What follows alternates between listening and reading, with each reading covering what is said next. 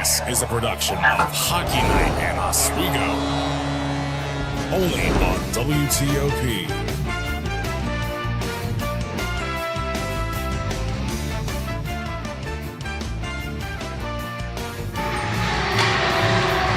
We welcome you live inside the Deborah F. Stanley Ice Arena, and it is time for some SUNYAC matchup for the latter part of the 2023-2024 season.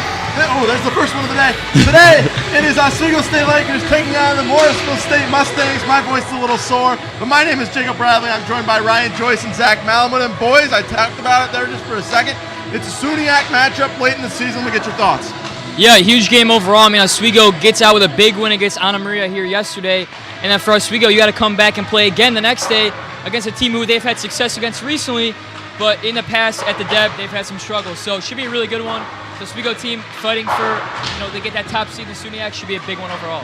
Yeah, really a great SUNYAC matchup here. Both teams with some points to prove in this matchup. Both teams coming off a win, so it should be a really exciting game here. Absolutely. Morrisville State maybe on just the surface level might not be a team that would look like they could compete with the Oswego Lakers. We take a look at the tail of the tape there.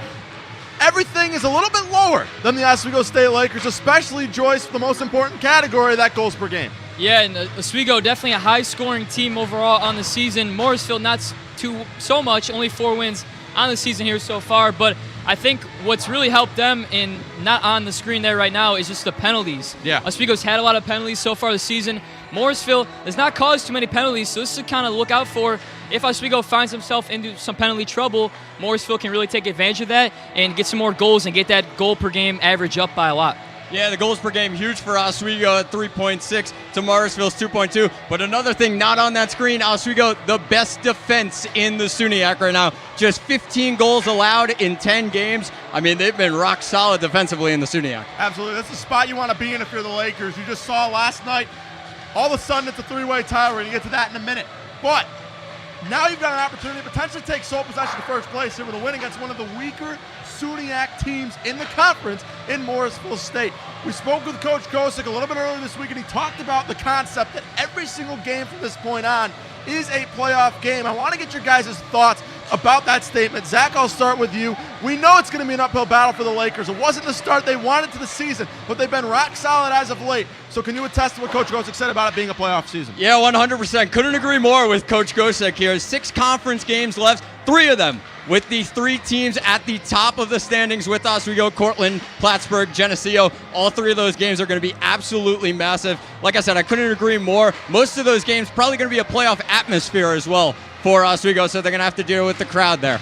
Joyce? Yeah, I mean, huge games come up here for Oswego overall. I mean, at this point of the year, at the end of January, going into February, you want to be playing your best puck right now. You want to be playing your best hockey overall. And every game, you got to play like a 1-game elimination. I like those comments from Coach Gosick because every game, yes, Oswego is in a pretty good spot now, and that second spot has the potential to get that first spot in the SUNYAC. But every game now, it's going to be against really good teams who you're going to face potentially in the playoffs and going forward. So you got to be playing your best hockey right now, and every game you got to get better at something. You got to get better at reducing the penalties, get better at getting more shots on goal.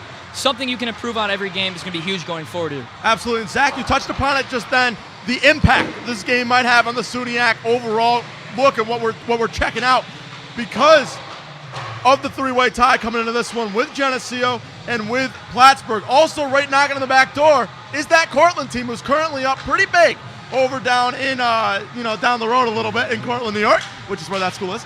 But I want to get your guys' just general thoughts about the impact that this game tonight, we're going to talk about it in a little bit. This Morrisville team beat this Oswego team right here in this very building. The impact that a win for Morrisville tonight could have on the overall SUNYAC, Joyce. I mean, every team in SUNYAC, even though it's kind of a 4-man race here right now, every game matters as we just kind of applied to. But Morrisville beats Cortland at home yesterday, and it kind of throws Cortland off their game a little bit. It was trying to get one of those top spots.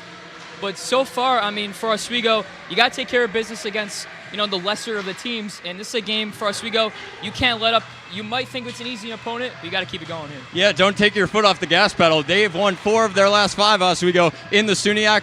feeling pretty good right now in the SUNYAC. So got to keep that going tonight. Yeah, one of the hottest teams in the SUNYAC are the Lakers. Let's take a look at the standings overall in the SUNYAC. You see right there, Plattsburgh now on top with those 17 points. Geneseo and Oswego. Oswego could take a couple big points tonight. Cortland right there on the back door at 5. And then, of course, Buffalo State and Brockport tied for that final spot at 8. Man, it's going to be close. You're going on the stretch. I mean, kind of looking at the Oswego side, you've Jenny, who is up there. Now Plattsburgh takes that top spot.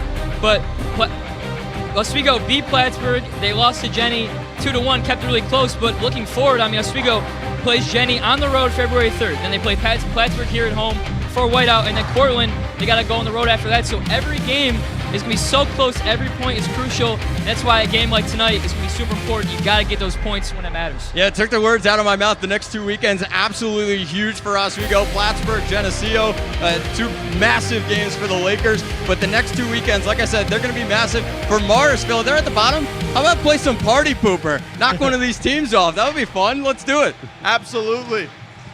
A lot of interesting things going into this game tonight and just overall in general. But we're going to throw it to a quick break. You're not going to want to go anywhere because coming up to this, we're going to talk about what Shane Bull had to say. We're also going to take a look at the last time Morrisville stepped foot in this very building. And we're going to talk about how each of these teams are capable of ripping off the streak. We'll be right back after this. La la la la. Free. La la la la la la. La la la la. Free.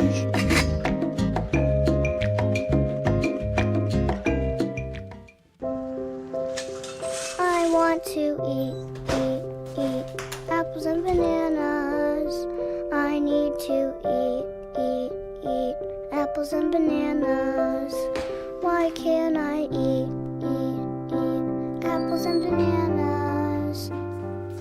Support the Feeding America nationwide network of food banks to help provide meals to those in need. Join us at feedingamerica.org.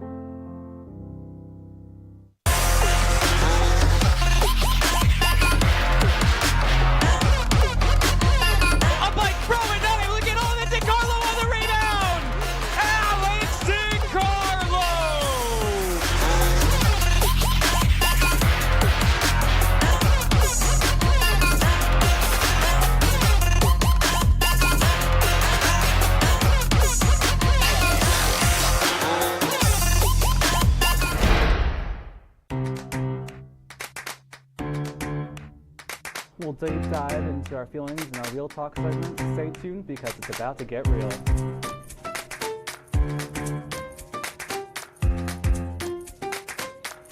And it could be your last chance to see one occur for 2 decades, as the next time one will be visible over the continental U.S. He's May 84. Yarrow told police in the hospital that he had pressed the doorbell and waited. They mix with oxygen and nitrogen and become briefly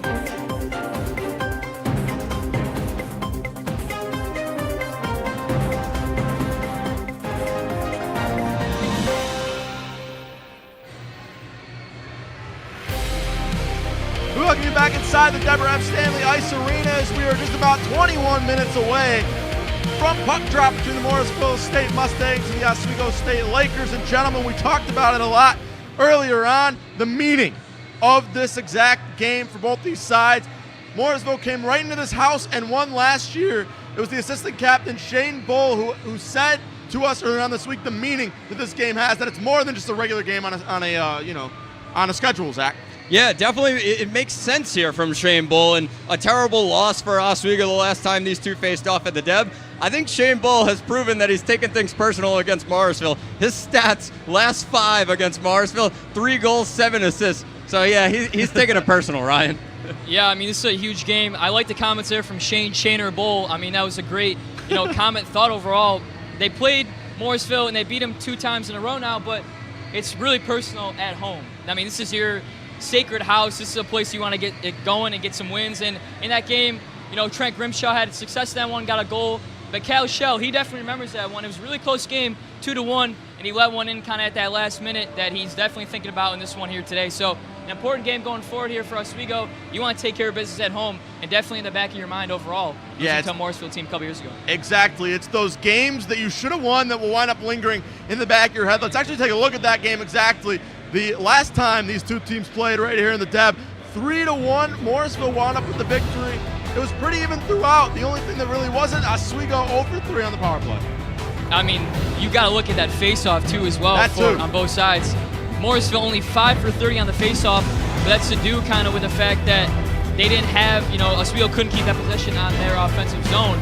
So they got to do better at that tonight because Morrisville only 3 more shots than Oswego, but they kind of got them when it mattered in that game overall. Yeah, so I think the big thing here is the shots because, of course, Morrisville came in and had 25 shots, but Oswego, that's a low number, 22 shots. They got to test the goalie a little bit more than that, especially tonight. They had a ton of shots down in Morrisville. I think 71 shots on goal down in Morrisville in November. So, I mean, if they can match something like that, they're really going to score some goals. Yeah, and especially a team, that got up 60-plus shots last night. You want to keep it going and keeping it hot here at a home advantage. Absolutely. Speaking of the hot hand, the Lakers have had the entire team in a hot hand with being red hot in the conference. They've won 4 of their last 5 in the SUNY, Zach, and you talked about it yourself. This team's red hot. This is a game even more so than the last time this team came in here that they need to win tonight. Yeah, absolutely. Wins over Fredonia and Buff State last weekend. Now coming back home, they need their heavy hitters to step up the Lakers. It hasn't been great out of conference, but in conference, a huge confidence booster that they're back home into conference play in front of their home fans tonight. And this seems like a totally different team that kind of flipped the switch in terms of when they're in conference and out of conference. Really, the only game they've had that much of a struggle with was that Cortland game we saw here at home, where they couldn't get going on the offensive and defensive side. But non-conference has not been great, but in the conference they've done really well. And on a Oswego team, you got to like that. You face a lot of these teams you're going to be playing going forward, and you got to have confidence in that overall. Absolutely. We saw the standings about 5 minutes ago. You know that it's been just an up and down, left and right conference throughout this entire year. So everybody's been kind of struggling, but the Lakers are getting hot when it matters, and that is something that could potentially help lead them to wherever they want to go. Morrisville, on the other hand, it hasn't been the same success for them. They're looking to still just, find their footing in the SUNYAC as of late. But however, this past Wednesday was a great way to start, beating Cortland 2-1.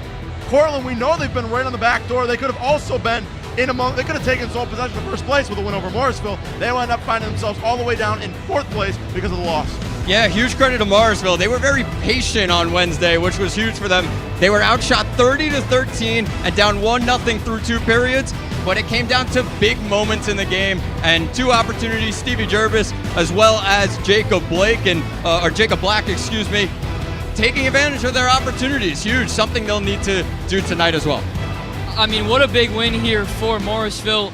18 shots in this game overall, super efficient overall in this game. You mentioned that third period, they really heated up and got it going. But what really stood out to me overall was Sutter Donegan and Johnny Ficini, 2 of the top guys for Cortland, 5 shots overall in that game. So if you're Shane Bull and Tyler Flack, if you're Morrisville, you think you kind of have that same approach. Take those 2 guys out of the game and get it going forward because Cortland had that power play goal in that second period, but then kind of took them out of the game, and they got the big win there against Cortland. Absolutely. It's going to be just so important for this Morrisville team to shut down some of the main scorers, and they could certainly hold a grudge. It was their first win against Cortland since November 23rd of 2019, so it was a while. They broke that streak yesterday. Let's see if they can make it 2 in a row. We're going to throw it to a quick break. When we come back, we're going to send it down to our man behind the glass, Mr. Scott Brubaker. We're also going to take a look around the SUNYAC and talk about who is in goal for both sides. We'll be right back after this.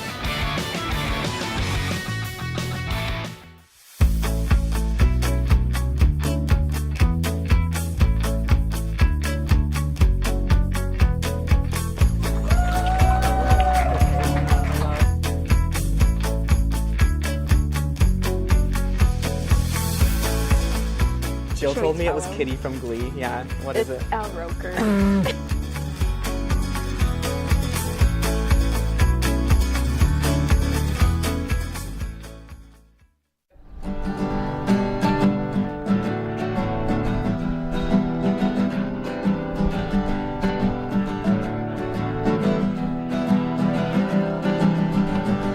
We're here for you, we're here for you. This is your channel too. With sports and news and what to do, we're here for you.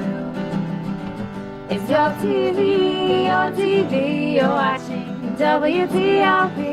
Your TV, thanks for watching WTLP.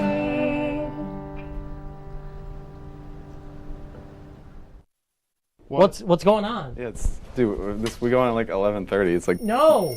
What do you mean no? It's 10:30.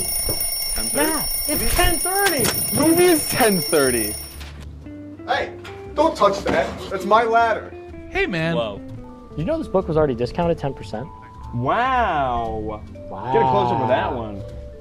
Matthew, Broadcast news. Look at that. can we go back inside? I want to sleep in the studio again.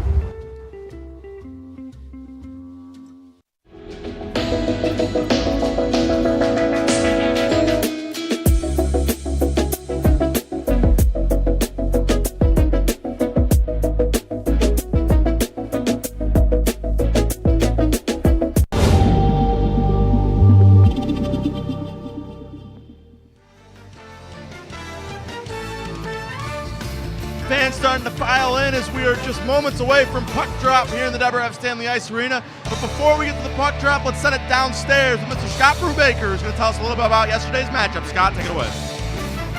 Thank you, guys. I'm right down here on the side of the ice. We have a fantastic game coming up against the Lakers in Morrisville. Let's take a look back at what happened just 24 hours ago right at this ice behind me. It was a very chippy game. Started out a little slow. They were tied 1-1 up until Anna Maria College got a 5-minute major penalty.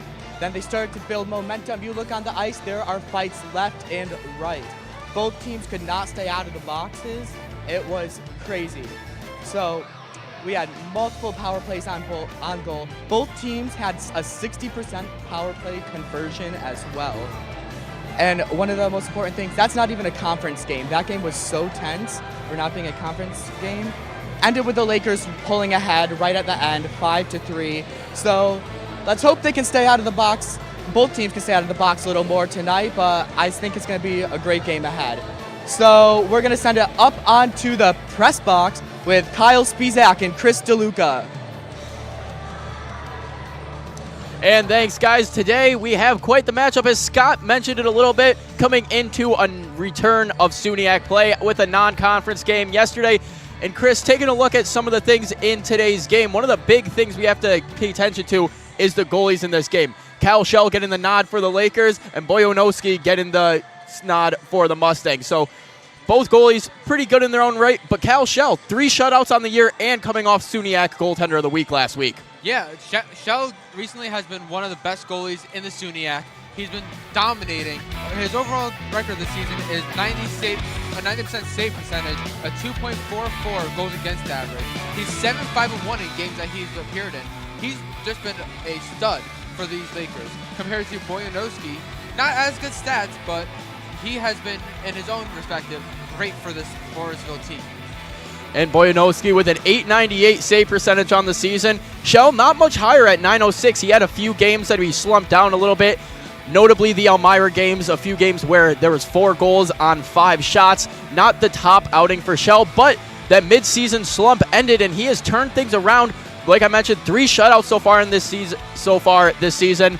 One of them coming last week against Fredonia, and also a huge performance against Buffalo State as well. He only allowed 1 goal in that, which was huge, pushing the Lakers towards the top of the SUNYAC, as they now are tied at first with 2 different teams in Geneseo and Plattsburgh. Yeah, Shell has really carried this team on his back here. Like as you said, shutouts against Fredonia. Obviously, he went through that midseason slump. Happens to every player, but now he's back out and he is on fire. I really expect him to take his Oswego Lakers team to the next level here. And coming off of a win against Cortland last Wednesday, the Morrisville Mustangs, they're trying to climb up the standings a little bit as well, as we take a look at the SUNYAC standings going into tonight. And going around the SUNYAC as well, looking at the games, some of them already in motion. Geneseo and Potsdam, Jenny up 3-1. Geneseo sitting at second in the SUNYAC right now. Plattsburgh sitting at first. They're tied 1-1 with Brockport in overtime. So a final right there. Nothing further comes out of that. Cortland taking care of Anna Maria by a near score of the same as the Lakers last night. 5-3 for the Lakers, 5-2 for Cortland. And to mention, Cortland did take both games they faced Oswego this year, 1 in a shootout and 1 in regulation. Yeah, Cortland and Plattsburgh here are both some of the very top teams in this league. and getting those wins, especially with Cortland against the Lakers, that's going to be huge for their push for the playoffs this season. One of the games that I wanted to quickly take a look at was that game between Geneseo and Potsdam. Geneseo, they're still going 3-1. Geneseo is leading. If Geneseo wins that, they will take the #1 spot for the time being in the SUNYAC. So that is a game that the Lakers will definitely want to look at in terms of playoff runs. The Lakers, Cardinals, and Ice Knights all tied at 16 points, 8-2 in the conference. Cortland not far behind at 15 points, 7-3 on the season. But that's all we got for the booth for now. We'll be back at Puck Drop. But for now, we're going to send it back over to the perch. Oh, the lights are off. I hope you guys aren't too scared. I want to build up around the SUNYAC thing with Brockport. How about this Brockport team? To me, I genuinely believe they're the dark horse of this entire SUNYAC. They are the disruptors of the SUNYAC. I think there's potential for them to go out and just absolutely take over and disrupt everything possible. Right now, they're currently at 7 points. Have to see if they can get a little bit better than that, but they've hung with just about every top team in the conference. We're going to take another quick break. When we oh my goodness, when we come back, it's the regular, you know how it works. We'll see you on the other side.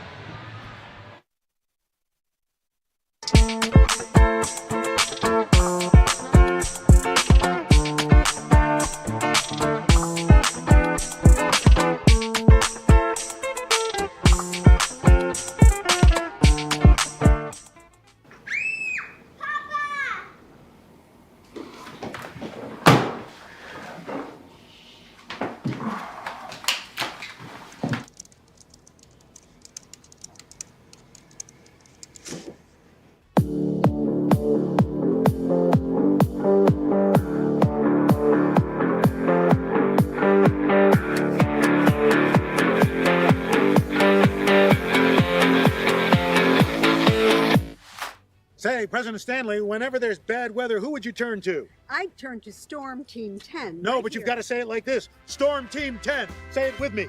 Storm Team 10. What's going on? Yeah, we go on at like 11:30. It's like No. What do you mean no? It's 10:30. 10:30? Yeah, it's 10:30. What do you mean it's 10:30? Hey, don't touch that. That's my ladder. Hey, man. Whoa. You know this book was already discounted 10%? Wow. Get a close up of that one. Matthew, Broadcast news. look at that. Can we go back inside? I want to sleep in the studio again.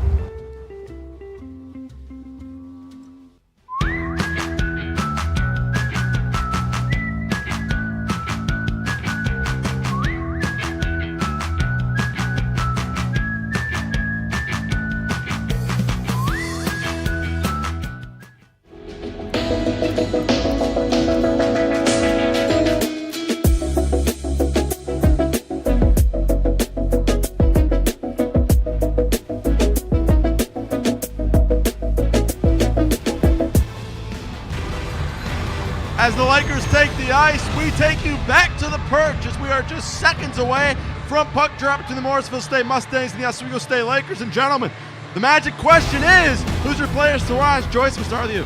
Whew, so much pressure. We're going to go with Jacob Black from Morrisville, having a great start to the season here so far. 3 goals and 7 assists on the season, and had that one really important goal last night versus Cortland. Sorry, not last night, Wednesday, whatever it was. Days of the week are crazy, who knows. But big game from him. I'm expecting a big game overall. He had a goal against Oswego at home a couple days ago, or a couple years ago. Wow, I'm out all over the place. But yeah. Save yourself, send it to Mud. And for me, it's the netminder, Garrett Boyanowski, 63 saves, like I mentioned before, against Oswego on November 8th, his season high. Yes, the 4.57 goals against average doesn't look great, but Wednesday's win really helped him out against Cortland. For Oswego?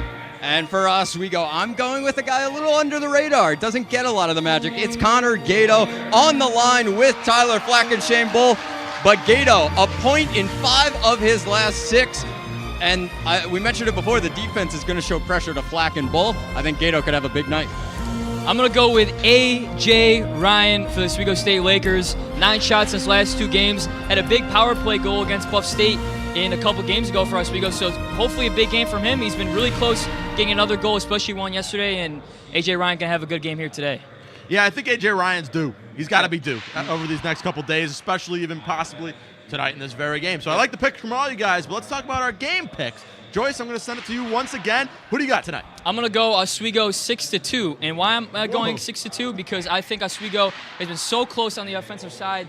They've been really firing shots at the goaltenders, really kind of get your player to watch, kind of slow him down a little bit, pepper him with shots, and Oswego should get a bunch of goals in this game overall.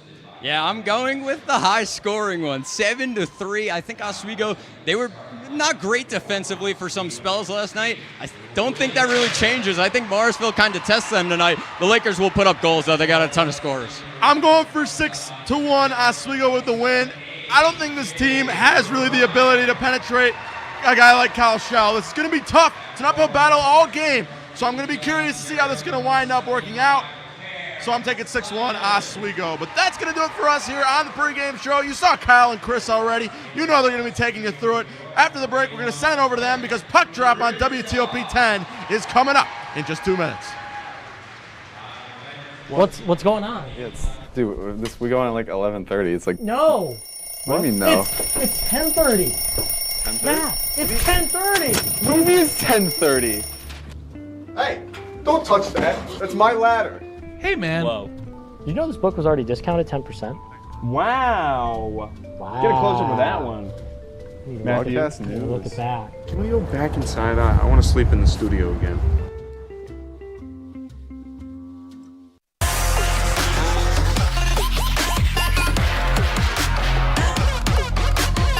Up by Crow and Knight. Look at all that DiCarlo on the rebound. Alex DiCarlo.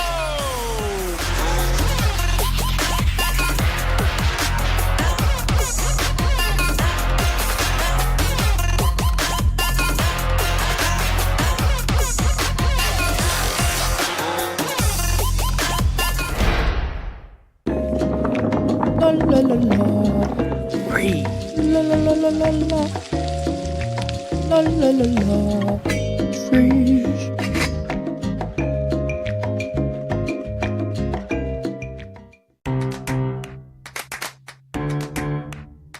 We'll deep dive into our feelings in our Real Talk segment. Stay tuned because it's about to get real.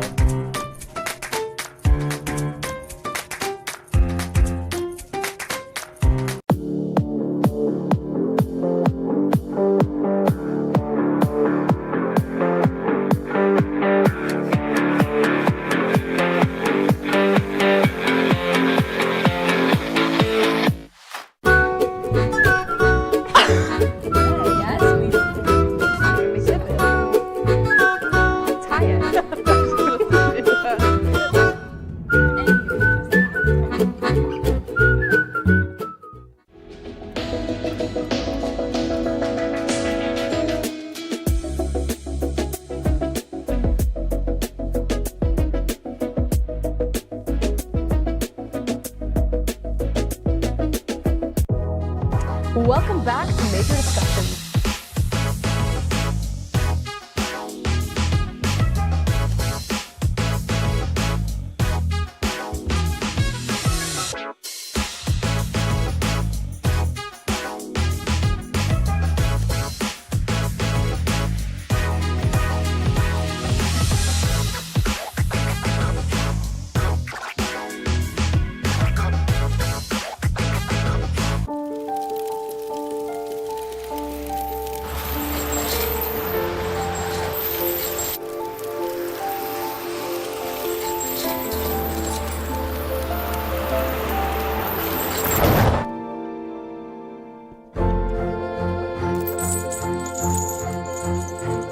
Did you know dragging chains can spark a wildfire? Only you can prevent wildfires. When I was in foster care, I never knew when I would have to move. So I always had my suitcase ready to go. Then one day I was adopted. My new parents opened their hearts and home to me. My parents cook my favorite breakfast for me every morning. My parents take me on trips I never thought I would go on. They gave me a home and an even better reason to use that suitcase. My parents aren't perfect, but they're perfect for me.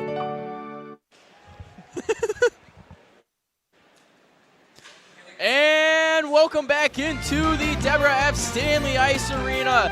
I'm Kyle Spizak alongside Chris DeLuca as we get set for the Oswego State Lakers versus the Morrisville Mustangs. And a SUNYAC matchup here tonight, the first for the Lakers in the week, as yesterday a non-conference matchup against Anna Maria as the ceremonial puck drop is underway.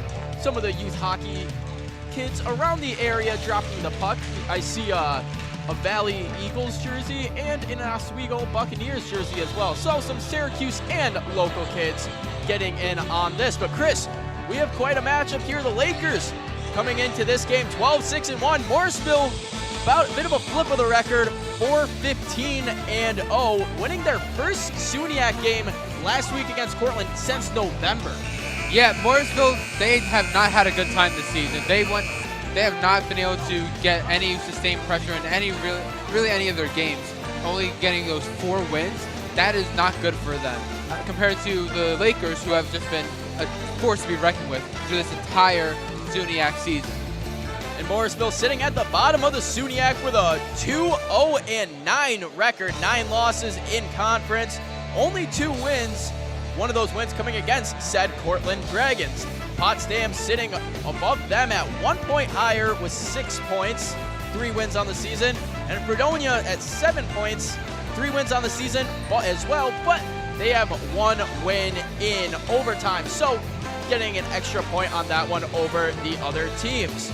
But as we're getting set for face-off just seconds from now, the starting line for the Lakers: Trent Grimshaw at center, A.J. Ryan right wing, Cam Simons left wing, Francis left defense, Warmouth right D. And for the Mustangs, Lease centering, Glazer on left wing, Newman right wings, Delasavita left D, and Robert Hack at right D. As we get right into things, puck battle down in the corner. This one's going to be thrown back behind the net. That one's going to be picked up by Lease. Lease gets it up the wing to Glazer. Glazer turns that one over to Simons, who's just going to dump it a little bit further in the corner, and Glazer's going to wrap that one around to the far side corner. Trying to come out with some speed now and hit that one up is Newman. Newman gets it to Glazer, who's able to get it past the red line. He gets pickpocketed and taken away by Gatto. Gatto finds Grimshaw coming down the far side wing. He's going to stop at the top circle. Backdoor Simons with a shot. And that one's going to get stopped in the front by Glazer.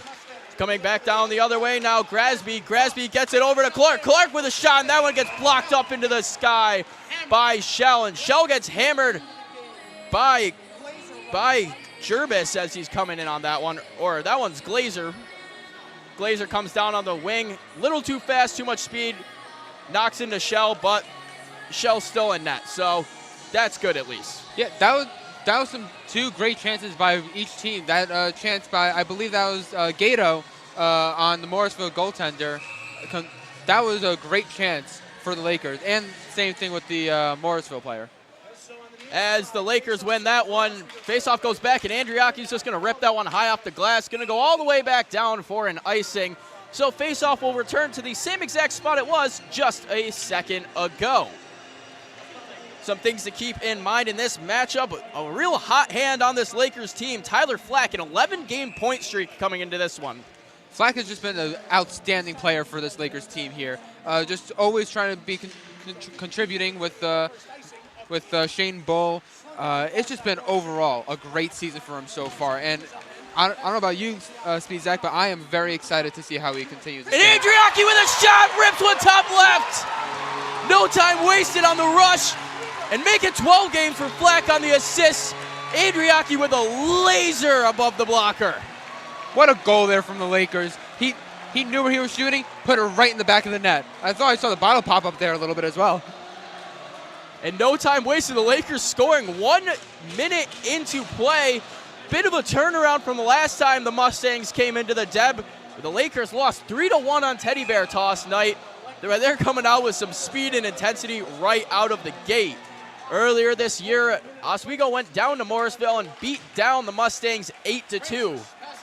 That game was crazy for the Lakers. Getting that many goals, just insane. As icing right away on that play. So faceoff returns back to the Lakers zone.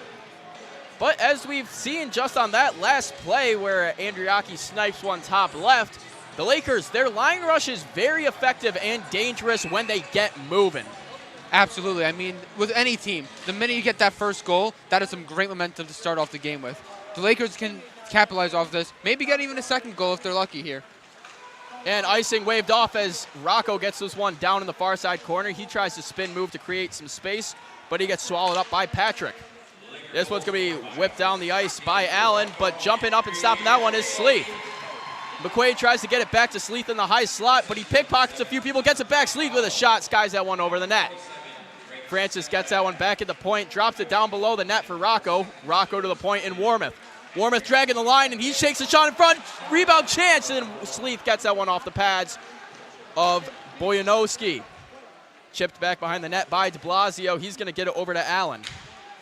Allen's going to sky this one up, looking for Black down the ice, but Black gets out-skated for the puck. Francis is going to pick this one up in the near side corner.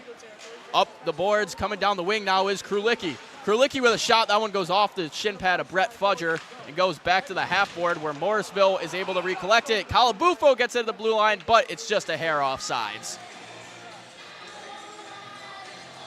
And 17:43 left to go in period number one. The Lakers off to a hot start, scoring on their first shot of the game. Shots 3-1, so not too much going on early on, but the Lakers do find that one on an absolute rocket from the point, in a shot that usually statistically would not make it in from that far out. I mean, you look at statistics, you ask anyone, the odds are never zero. You can get it in from anywhere. You see that in every single game, not just in the SUNYAC, but in any hockey game. Semrad throws one on net, and that one's going to be pushed to the side by Bojanowski. Back down in the corner now, Della Savita is going to pick this one up, stalls behind the net, tries to wrap it back the other way. Up the boards, this one's going to be picked up by Tibbs, but he gets pickpocketed by Ryan.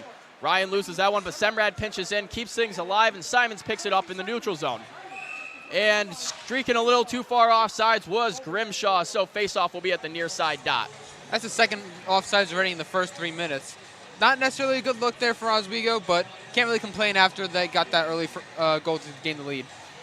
A little bit of momentum and excitement jumping through the Lakers' body. They're twitching to get at the puck and get down in the zone. Grimshaw lines up against Lease for the faceoff, and this one's going to be tied up by the wings, but Lakers are able to push this one down into the zone. Ryan keeps it in at the blue line, and Ryan with a shot. That one's going to be patted away, and that one goes into the referee, but he's standing, he's okay. Ryan battling for the puck now is joining in on the battle is Simons. This one goes into the slot. It's picked up by a Hack, or Manley. Manley's going to throw it up the boards to Newman. Newman drops this one off for de Blasio, who's going to throw it down. And going deep in Oswego territory now is Lease. Lease tries to change it the other way, and it goes up to Manley in the point. Manley at the point, and that one's patted away by Shell. Flack picks this one up the wing, and he goes for the long pass. He hits Grimshaw, but it's in his feet, and he can't collect it. Puck down in the corner now. Grimshaw on the attack. Simons joining with him, but going the other way now is de Blasio. He's going to take a hit on that, and going back the other way now is the Lakers. They lose possession in the neutral zone, and Clark gets this one up to Henry. Trying to get something going now, pinching down at the point. Nothing able to get going for Patrick as he shoots that one from the far side wing. Easy save for Shell. Shell has not had really any dangerous shots tonight other than that great chance at the beginning of the period from Morrisville. He's just doesn't seem like he's had to do a lot of work so far. As Flack's going to pick this one up and tries to chip it around the defender and jump around him, but it instead goes into the bench of the Stangs. So faceoff will return back to the far side faceoff circle in Oswego zone. Oswego pretty efficient and dominant on faceoff so far this season, 708 to 572 at a 55.3% win rate for the Lakers on the year. And picked up back behind the net by Warmoth, who gets this one up to Gatto. Gatto keeps pushing it up, and Flack gets this to Bull. Bull has two defenders on him. He gets swarmed immediately, and Clark tries to pick this one up, get something going, but Warmoth shuts it down immediately. Warmoth jumps back up, creates a bit of a delay, and Francis is able to regroup it and change things around in the Lakers zone. Gatto gets it up to Bull, who gets poked away by Allen. Able to push that one in the corner, and Allen picks it up once again. Allen up the boards, to Jervis. Turned around, and the Lakers enter that one in with a dump in by Bull. McQuaid on the forecheck in the far side corner. He'll go down as he's on top of the puck. Puck still free. Rocco gets this one in front, looking for Sleeth at the high slot. Couldn't connect on it, a bouncing puck. Jervis now coming down the far side wing. He's just going to dump that one in and elect to get a change. Off the end boards now, the Lakers coming in with some momentum into the neutral zone as Sleeth just chips that one around from the center ice. That one goes into the trapper of Boyanowski, and we'll have a face-off in Morrisville zone. That chance from Sleeth before was unreal. Getting it right into that slot, trying to get the shot onto Boyanowski. He's able to survive for a little bit as we go back to the face-off. And Brett Fudger on the face-off, one of the physical players on this Lakers team. He was a part of the big scrum last night, but protecting his teammates and a good team player to have nonetheless. As the puck's pinned against the boards, 3 Mustangs, 2 Lakers, no movement. Fudger's pinned against the boards. He can't move as he pins the puck against the board once again before Black's able to get this one up and to the boards to Henry. Henry dumps this one in, and he's chasing down on Francis, who's able to escape the hit and get the puck up the far side boards. Puck squirts out, and it goes up to Francis, and Francis is going to bang it off the boards, go back to himself. Fudger enters the zone, looking backdoor, gets it for a shot opportunity, and Fudger in front almost had the rebound off of the Calabufo shot, goes into the shin pad of a player. Robbins going the other way now. He gets edged off immediately by Semrad. Semrad trying to get a pass across the ice, whiffs on it, but Calabufo picks it up. Calabufo chips that one in high off the glass. Lakers elect to get a change, as dropping back to pick that one up is de Blasio. Flown up into the neutral zone, and Andriaki's going to regroup that and just dump it back down in. The Lakers get the rush going once more. Stepping in to keep that one on sides is Andriaki on the pinch, going down into the corner. Looking for somebody in front, nobody there, so we'll elect to go up to Semrad at the point. Semrad's going to take a shot. It hits a stick of Noah Bull and into the chest of Boyanowski. 13-18 left to go in period number 1 of play. The Lakers have just been relentless on the Morrisville Mustangs here. As you can see here, this great chance by the Lakers just narrowly does not go in the net. Great defense by the Morrisville Mustangs there. But Fudger had almost a wide open net to actually get that in. I'm a little bit surprised he wasn't able to get it in there. The second chance opportunity goes straight off the shin pad of Wyatt Allen, keeping it a 1-0 game for Moville. As dropped down to Smart at the bottom of the goal line. He gets that shot off, but then he gets pinned right into the post. And they're going to call a face-off outside of the zone, but I'm not sure whether or not that's correct, as he pushed the net off. As the refs discuss this one, and they're going to re-elect to put the face-off inside of Morrisville's defensive zone, as the net was pushed off by a Morrisville player. Looks like the Morrisville player hit the Lakers there into the net. Andriaki able to keep this one in, and he'll take a shot that goes off the toe of the pad of Boyanowski. Semrad drops this one off for Noah Bull, who's going to push this one down behind the net. Sleeth on the pressure, going into the near side corner to pick that one up. Smart joins along with him. Smart's going to take a push into the corner by Allen. Allen's able to get this one out of the zone as it's going to go down the length of the ice. No icing called. Shell comes out, plays that one, bounces it off the end boards to Andriaki. Up to Grimshaw, who gets it off to Smart. Smart looking for the backdoor pass deflected by Della Savita. Picked up by Hack, who's now taking it up to Glazer. Glazer's going to dump this one down in, and Morrisville's trying to get a rush of their own started. But a quick turnaround, the Lakers now break it out. Grimshaw starts it up to Smart. Smart coming down the far side boards, and he's going to try to get a shot off. That one sails wide right. Calabufo continues the pressure as Smart gets it down in the near side corner. As Smart's bodied by Della Savita, but he keeps it going. Keeping the legs turning, not giving up any possession or momentum. Della Savita picks it up now, but right on him is Cam Simons, who's relentless in his forecheck. And Ryan picks this one up, takes it across the far side wing, gets it down in the far corner. Simons has it now behind the net. He looks up to the point of Calabufo. Calabufo with a shot that goes straight into the shin pads of Glazer. Down the other way now, Newman's Newman's going down with Glazer with him. The Glazer's going to get a change, and Calabufo blocks that shot by Newman. Ryan now taking across the neutral zone.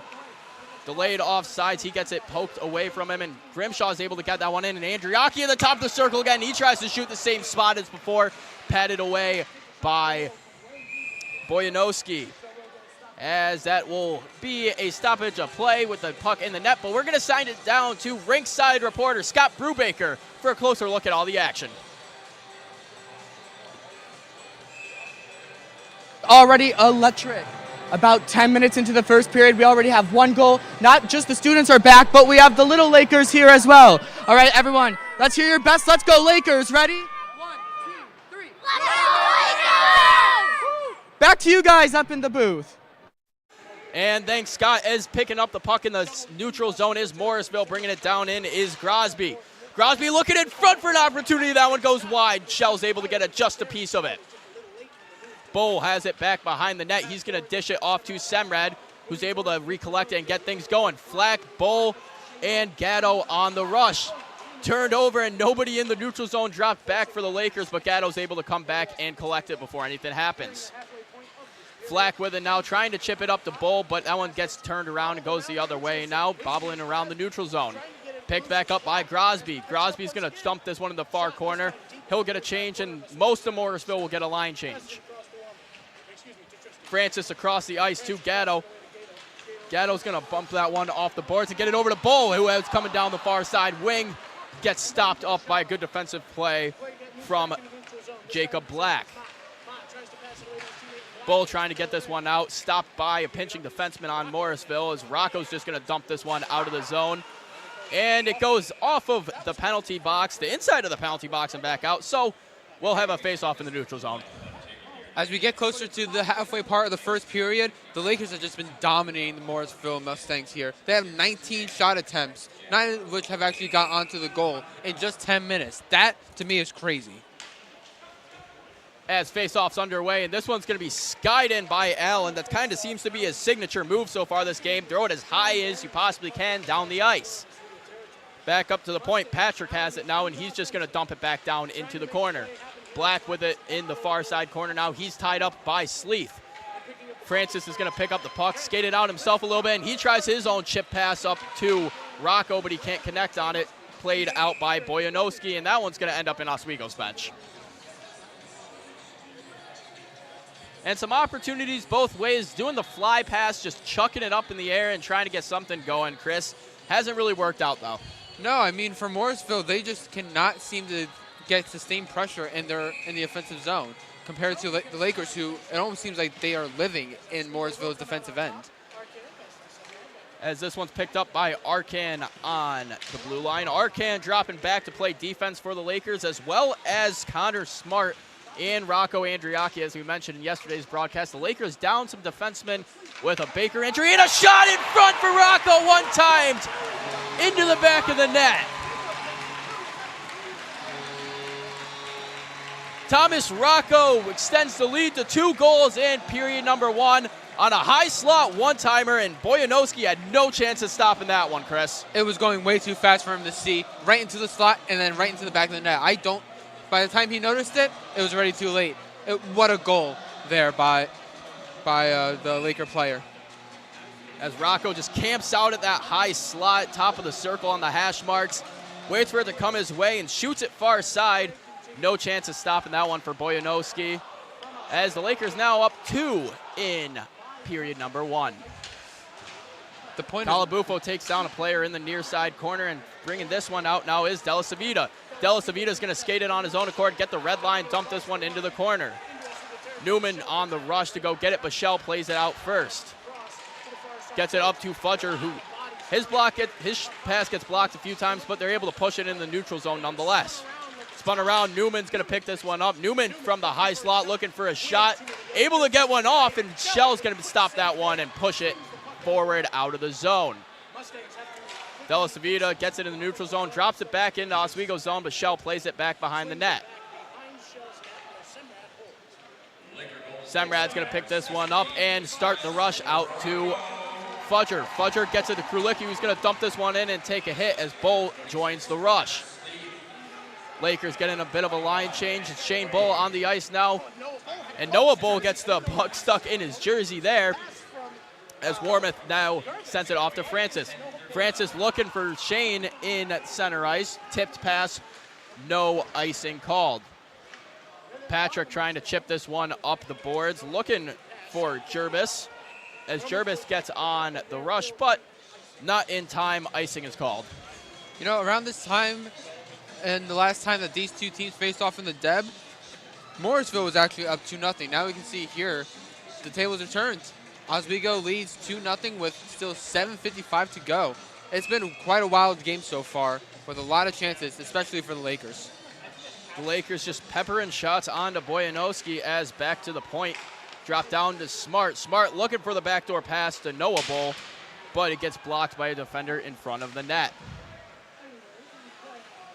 Bull pushing it down into the corner further and further. Noah and Shane, both brothers, on the same line with each other, and Warmouth takes a shot. That one just goes left of the net. Dumped back down behind the net. Noah Bull up to Shane Bull, who has it in the corner now. Bull drops it down to Bull. And Noah spins in the corner, gets things going. Tries to look for Shane, back door in front of the net, but it's turned around, and Jerbis is going to dump this one in. Warmouth picks it up on the boards, gets it to Noah Bull, who now dips it up to Shane. Shane on the near side wing, stops, turns, looks for Smart in the centering pass, but couldn't connect. Smart with a goal line shot. That one goes off the side of the net, and going the other way now is the Mustangs. Manley. Mott pressuring down in the corner before it's turned over, and Shane Bull picks it up now, trying to get things going. Bull takes it in the near side wing, still bringing it down at the half boards. He gets tied up by a few Mustangs. Andriaki's not going to pinch in on that one. He drops back to play defense. Andriaki and Black going to go for the puck at each other, but it's an offsides call, so face off in the neutral zone. And 6:36 left to go in period number 1 of play. I'm Kyle Spiezak alongside Chris DeLuca, and you're watching Oswego State Hockey on WTOP 10. As that face-off's won back by Morrisville, who's then going to dump it right back down in the other way. Shell comes out and plays it, gets it to Semrad. Semrad throws it up the ice, and it tips off a player. No icing called. Simons has it at the far side half board now, dumps it off to Grimshaw. Grimshaw with a toe drag, bringing it down into the zone a little further. Grimshaw wraps back up to the top of the zone, but it gets tipped off of a skate and sticks at the top of the circle. Hack's going to pick it up in his own corner, dips it off to another defenseman. Jacob Black with it now. Black gets tied up by Grimshaw. Grimshaw gets the puck back in Oswego zone. He takes it to the top of the slot. He's at the top of the circle, dumps it off for Andriaki in the high slot. No shot, back to Grimshaw, looking back door. Nobody's there to connect on that. Della Savita is going to sky this one down the ice. Francis going to pick it up in Oswego zone. Warmouth up to Grimshaw, who's able to dump that one down in. Ryan on the attack. Ryan on Allen, as Allen's going to skate this one out of his own zone. Gets it over to Henry. Henry's going to dump that one in.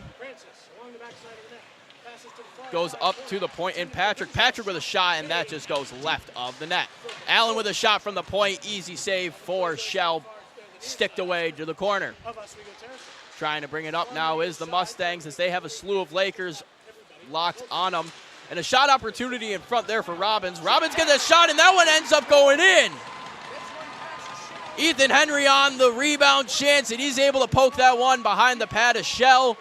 And it's now a one-goal game after the relentless forecheck of the Mustangs turns into a goal. They finally get one on the board here after being in their zone for what seemed like the entire game so far. Goes right below Shell's pad blocker. Really not much you can do there. It was right by the point. So overall, good effort by the by the Moville Mustangs. As center ice faceoff immediately turns into an icing. Puck will go back down the other way to Morrisville zone. And the Lakers, some players that are extending their point streaks. Mentioned earlier, Tyler Flack moves his streak up to 12 games now after getting an assist on the first goal of the game. And Gatto as well, now a 7-game point streak after extending his streak yesterday as well. Rocco back behind the net. Now in front, looks for McQuaid with the one-timer chance off the pillows. Back down in the corner now, Manley stops, gets it up to Glazer. Glazer gets tied up by a few players, and Sleeth's able to get this one going. McQuaid tries picking it up, but it's flipped back the other way to the neutral zone. Semrad picks it up, back to Arcan. Up the boards to the far side to McQuaid. McQuaid gets it to Sleeth, who's going to take it in the far side corner, battling a Mustang. Drops it back off for McQuaid, who tries to toe drag it, gets in the top of the slot. High slot shot, that one goes straight into the Moville crest.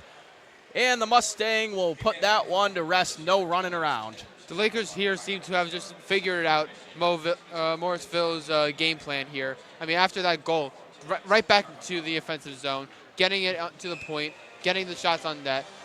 I mean, maybe Morrisville's goal was potentially luck. Maybe it was good forecheck, but at the end of the day, they need to keep the pressure going. It does not seem like they can do that at the moment. As Bull dumps this one up to the point in Francis. Francis back on net. Pretty routine save for Bojanowski. Not too hard. Just had to drop to the butterfly and trap that one down. 4:15 left to go in period number 1 as we're inching closer and closer to the end of the first frame. Lakers lead by a score of 2-1. Shots 13 the Lakers, 7 the Mustangs. As a delayed icing called, and the Lakers will go down. That one had no contesting on it at all whatsoever. So face-off returns to the same exact spot.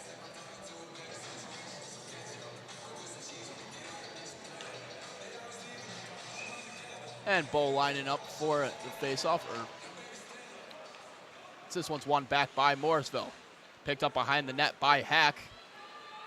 Hack's draining out some clock. He's waiting for a play to develop before he gets it to Della Savita. Della Savita sauces one up to Jervis. Jervis with it now and a shot. That one's sticked away and into the air by Shell. Down into the corner. Back up to the point now before it's thrown back into the corner and picked up by Francis. Francis up to Gatto. Gatto can't connect on that one, so it's tipped down into Morrisville zone, and they'll recollect and regroup on this one. Hack behind the net. Hack pauses once again, waits for his players to get in position and start a breakout, as he'll skate this one up himself a little bit before passing it up to Grasby. Grasby gets it battered around a bit. Flack with it now. Semrad back to Flack. Semrad gets it to Bull. Bull coming down the near side wing, looking for Flack in the center, but he was tied up by a defender. Semrad drops it back down to Flack on the half board before it's turned over to Jervis. Back behind the net now, Krulicki on the forecheck. That one's thrown around a few times before Fudger absolutely hits someone in the boards. Jervis with a shot stopped away by Shell, and a Moville player is down on the ice. And Brett Fudger will find himself in the box for the next 2 minutes on that hit, as the Lakers take their first penalty of the game. That was a very hard hit by Fudger there. I mean, the player, we hope he's okay, but Fudger is just showing that physicality side of him, showing like what we saw last night with him defending his teammates and all that chippy stuff that he decided to partake in. And Allen is going straight down to the locker room after that hit. So we'll have to wait and see if he returns to the game after that hit. But the Lakers down a man now, and on the power play is the Mustangs. The Mustangs' power play percentage on the year, not great at 15.3%, and the Lakers killing off 84% of penalty kills this season. And a boarding call will be assessed for the penalty for Fudger, as Abbott starts this one back behind the net. Della Savita passes it up to Mott. Mott's going to bring that one in, but way offsides was Curtis Abbott. Minute 30 left to go on the power play for the Mustangs. Not able to get any shots off or really any possession in the Oswego zone yet. Spent most of that power play in their own zone trying to start a breakout and get things going, but they have time to change that as Della Savita looks for Abbott on the far side. Shell comes out and plays that one. Brick coming down now to get it is Gatto, and Gatto's going to clear the zone, bring it all the way down to the far side corner. This one's going to be picked up by Mott. Mott drops it off to Della Savita, who drops it back up to Mott. Mott's going to skate this one into the neutral zone before dropping it off to Abbott. Abbott up to Grasby. Grasby's going to dump this one back behind the net, and not able to get there in time was any Mustang, so Francis dumps this one right back down to the far side corner. Less than a minute left on the power play for the Mustangs. Not really gaining a lot of pressure here on this power play. Mustangs really need to start trying to get into the offensive zone, but it just the Oswego Lakers just seem to be overwhelming them with their defense here. And coming down the other way with some speed now is Hack. Hack gets taken down, and Rocco battling for it. Back behind the net now. The puck shell comes out and plays it. Warmoth's going to wrap this one all the way around, and Rocco's down in it. He's looking for McQuaid in front of the net. Rocco spins a tire in the corner, goes down, but he's going to pin it against the boards as they try to drain out the remaining 15 seconds of the penalty kill. Hack freezes it back behind the net before it's picked up and brought out by Cameron Clark. 1 minute remaining in period number 1 of play as we now have even strength hockey once again. Jervis back in the corner.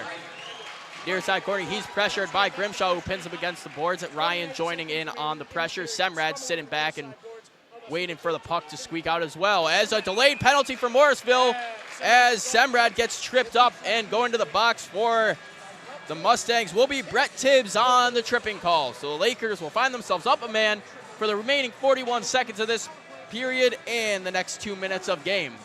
That's if they don't score here, Speedzak. And as we saw last night, they're starting to get back onto their power play routine, scoring goals left and right. We had 2 goals on that 5-minute major from last night. They are just, I believe it's a 30% power play rate for that game. So hopefully for the Lakers, we'll see a goal here. Maybe if not in the next 41 seconds, then maybe next period for the first minute 20. As Warmoth has the puck at the point, play and catch with Francis before going back into the corner with Gatto. Off the end boards to Flack.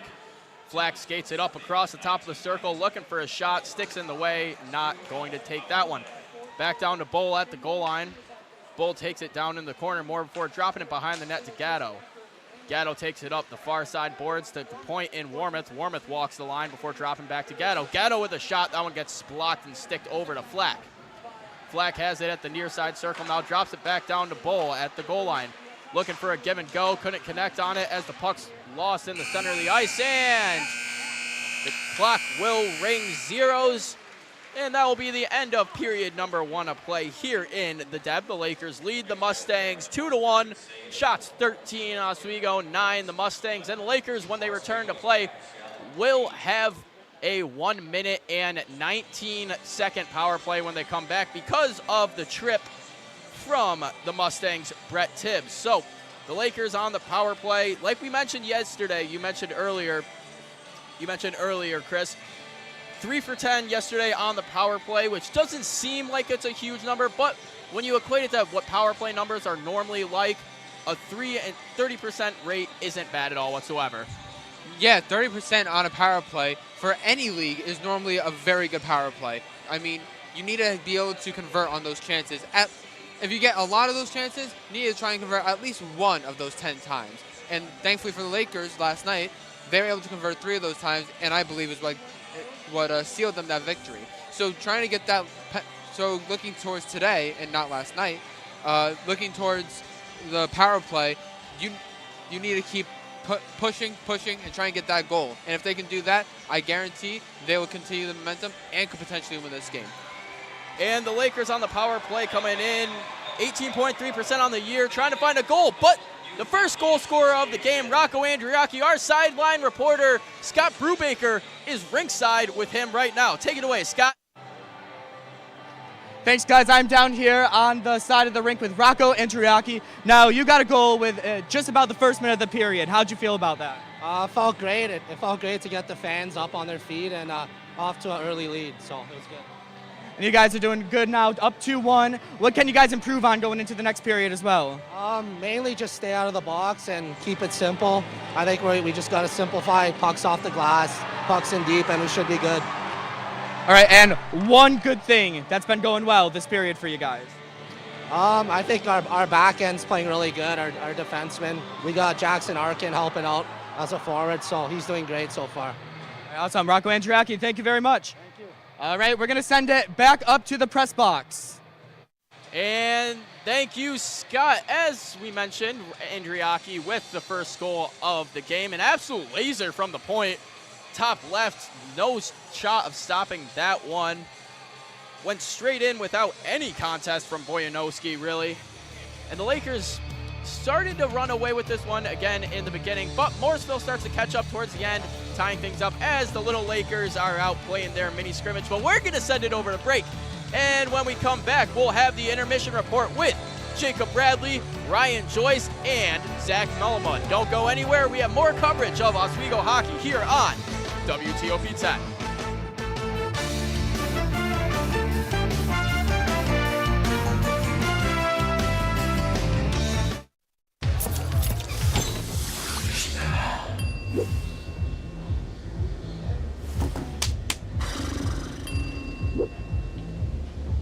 If you need to do something to feel okay to drive, you're not okay to drive. Don't drive buzzed.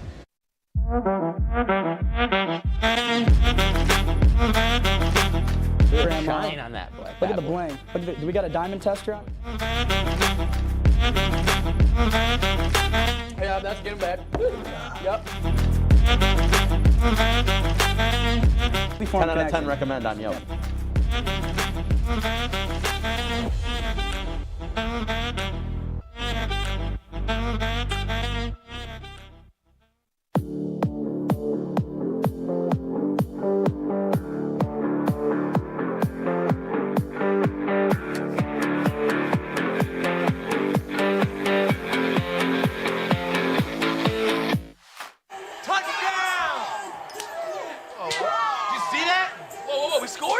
We're going to the playoffs. I can't believe I missed that. Every time I'm buzzed, I spend too much time on my phone. What? I should take your phone away. No. I'll call for a ride. Wait, why does my face look like that? I'm playing with these new face filters. Okay, you know what? Yep, that's mine. But I need that back. No. Kevin!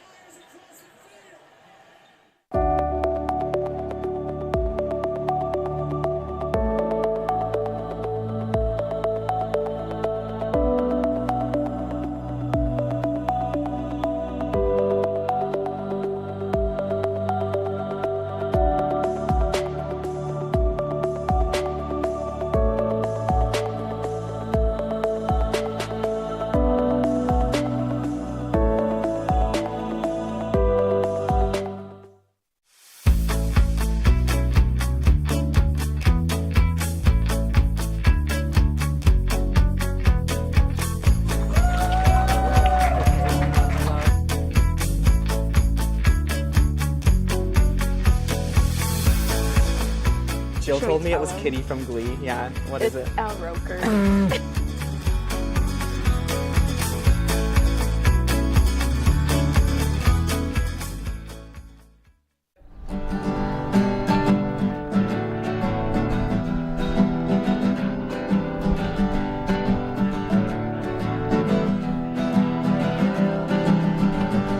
We're here for you, we're here for you. This is your channel too. With sports and news and what to do, we're here for you. It's your TV, you're watching WTOP. Your TV, thanks for watching WTOP.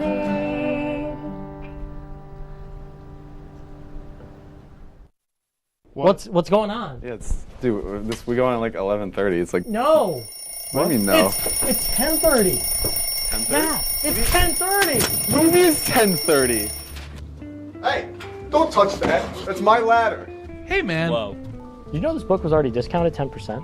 Wow. Get a close up of that one. Broadcast news. Look at that. Can we go back inside? I want to sleep in the studio again.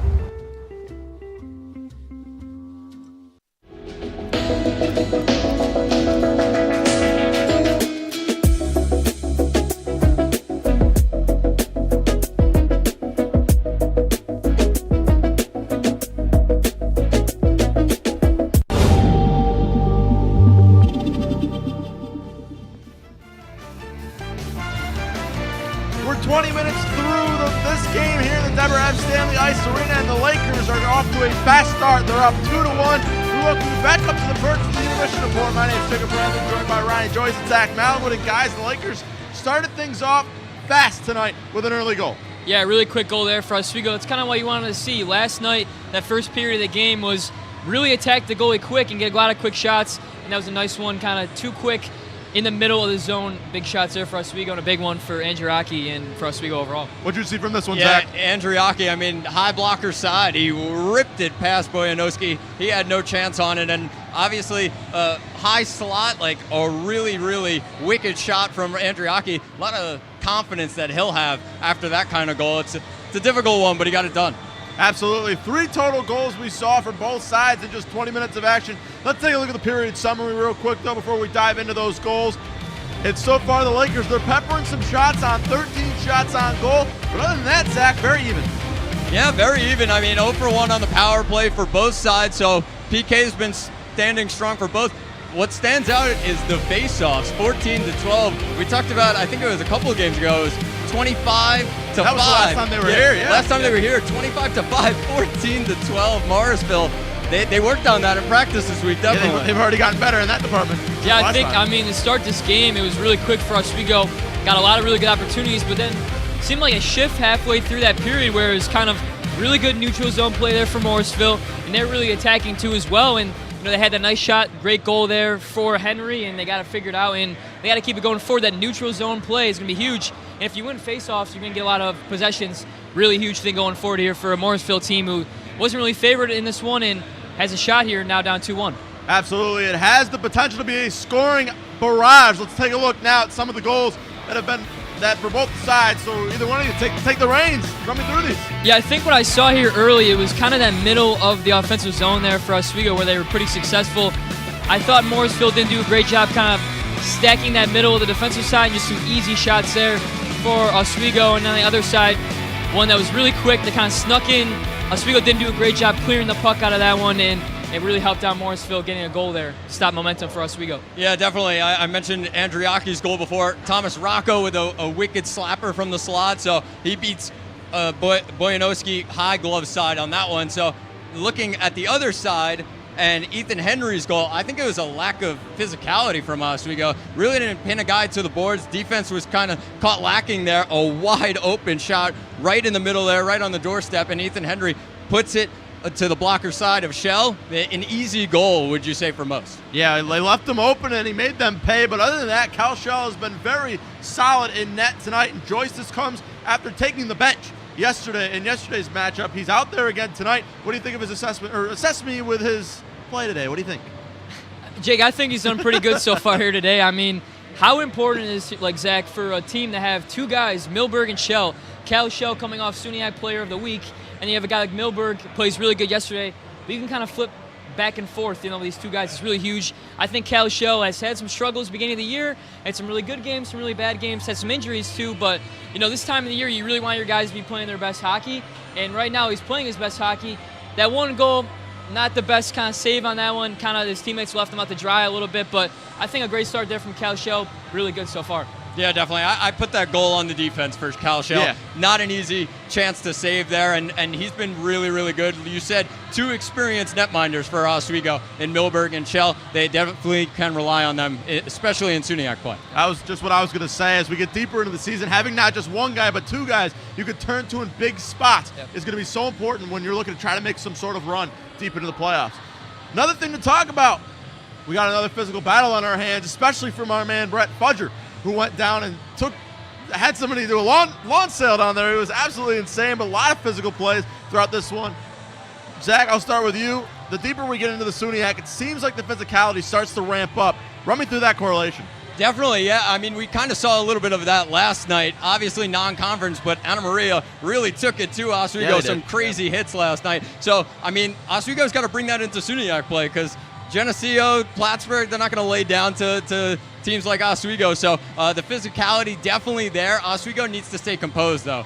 Can't take dumb penalties. You're giving opportunities to the other team, so stay composed there. Yeah, Zach, you hit on that. Penalties for Oswego has been the crutch for them kind of this season so far. You like to see a guy like Brett Fudger go out there, be that kind of enforcer, make plays, but you got to do it, not to level too crazy. Yeah. Yesterday we saw a really wild third period where there was a couple penalties, couple plays there where Oswego should have backed up a little bit, but Morrisville coming into this one as the underdog, they want to go against the top dogs like Oswego. So you got to keep your composure. You like seeing the guys, back up their teammates, but you got to keep it to a level not too crazy. And for Oswego to win this game, they're up 2-1 right now, but you got to keep your composure and not make too many bad penalties in this game. Yeah, 10 total times the Lakers went to the penalty box 24 hours ago. But so far, it hasn't really been them that's in penalty trouble. Right now, it's Morrisville because they find themselves with 1 minute and 19 seconds remaining on a penalty kill. When they get back here into the third, we'll take a look at the delayed penalty there. Semrad goes right down. Very obvious trip. Caught it perfectly on camera, Zach. How important now is it for not just the Lakers to score, but for Morrisville to kill this penalty off? So for the Lakers, obviously a huge opportunity here. The power play hasn't been great. It was 3 for 10 last night. Figuring things out right now. I think for Morrisville, you're putting more pressure on your netminder. Bojanowski can only handle so much. We mentioned the game back in November, so I think it's huge to kill off this one. Absolutely. Let's take a look around the SUNY real quick before we send it back over to the press box. Couple updates right there you see on your screen. Now final down in Cortland. They knock off Anna Maria 7-2.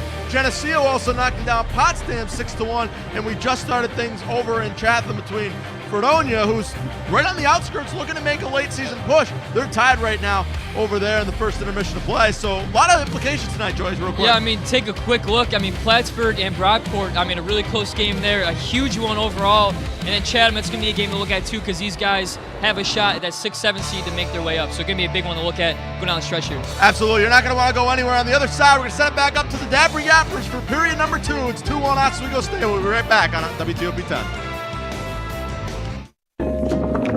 La la la la. Breathe. La la la la la la. La la la la. Breathe.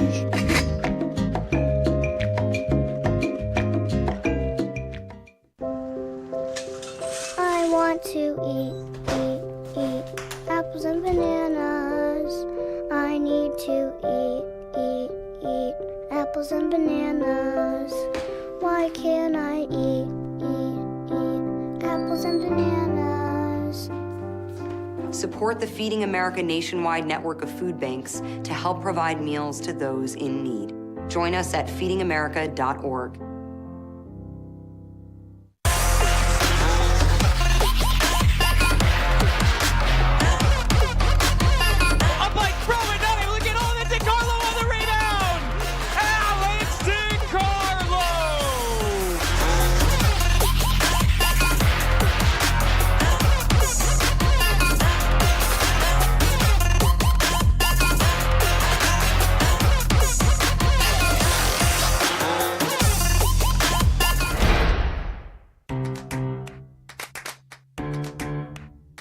We'll deep dive into our feelings in our Real Talk segment. Stay tuned because it's about to get real.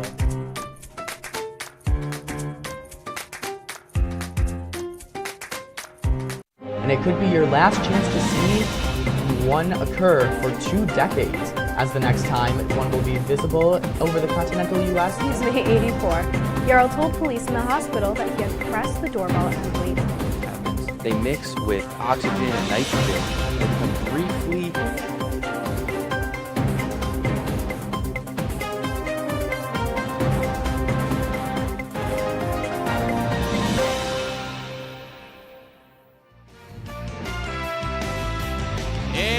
The bell has tolled for the Lakers and the Mustangs as period 2 action is just 20 seconds away from starting. I'm Kyle Spizak alongside Chris DeLuca. We get set for face-off in a 2-1 matchup between the Mustangs and the Lakers. Lakers leading the affair. Shots 13 Lakers, 9 for the Mustangs, and the Lakers up on the power play for the next minute and 19 to start this period.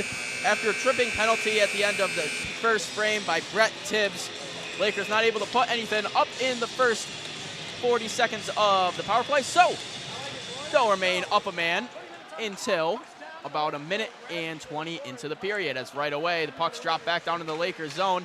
Heavy on the pressure is the Mustangs, but it's picked up behind the net by Warmouth. Warmouth skating it out now, looks across the ice and hits Flack on the far side wing, who gets Bull in the neutral zone, and Bull takes it down into the corner, dropped off to Flack at the far side wing. He's working up the wing now, drops it back down to Bull in front of the net, who's going to go up to the point in Warmoth. Warmoth over to Francis, down to Gatto in the corner. Gatto in front to Bull, and he was looking for Flack backdoor, but it too far away, couldn't connect on the pass. Back to Warmoth. Walks the line to Francis, back to Warmoth. Warmoth to Flack, one-timer, and that one's blocked away by the stick of Hack. Back behind the net now. Gatto's able to battle that one, and Francis keeps it in along the point. 28 seconds left to go on the power play. Flack takes this one around the top of the circle, and Bull in front trying to get a backhand shot. Kind of slips and loses that one, and he falls on top of Della Savita. So face off at the far side circle. 21 seconds left on the power play. That was a great chance by, I believe that was Shane Bull in front. I could be wrong, but no matter what, it was a great chance by the Lakers there, trying to get that turnaround shot on the Morrisville goaltender there. And face-off won by Morrisville, throwing up the boards, but stepping down and keeping it alive is Semrad. Semrad whiffs on a shot, gets it to Andriaki. Andriaki takes it along the top of the point, drops it down to Rocco. Rocco back to Andriaki, another shot, and he rips that one around the glass. Semrad keeps that one in at the point, as returning to even strength now is the Mustangs. McQuaid has it at the high slot. McQuaid with a shot, dropped in front of the net. That one hits Rocco, and going the other way now is Tibbs. Tibbs dumps that one off to Abbott. Abbott toe drag shot. That one's blocked away by Shell. Poked back into the neutral zone from Rocco, and coming the other way now is the Mustangs. Semrad picks it off in the neutral zone, gets the red line, and dumps that one down in. The Lakers will get a line change. Rocco staying on the attack as he creates a little bit of a disruption before it's picked back up and turned around by Manley. Manley frees this one back behind the cage before working it up the wing to Mott. Mott looking over, trying to connect with Abbott, but that one's going to be shut down immediately by Shell, and face off at the near side circle.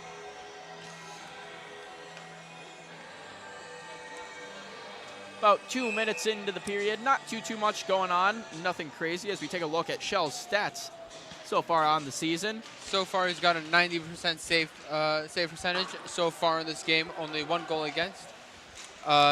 So far tonight, he hasn't really had to deal with a lot of shots, but with the shots that he has, other than that 1 goal, he's been doing phenomenal here in this game.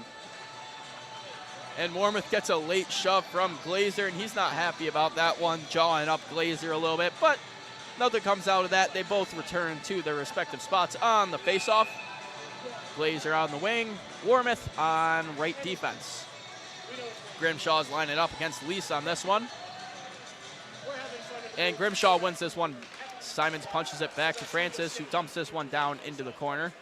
Picked up back behind the net by Allen. Allen went to the locker room earlier in this contest after a huge hit from Fudger, but he's back out on the ice now.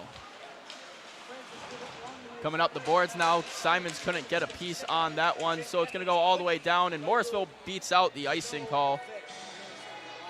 So icing returns back to Oswego zone.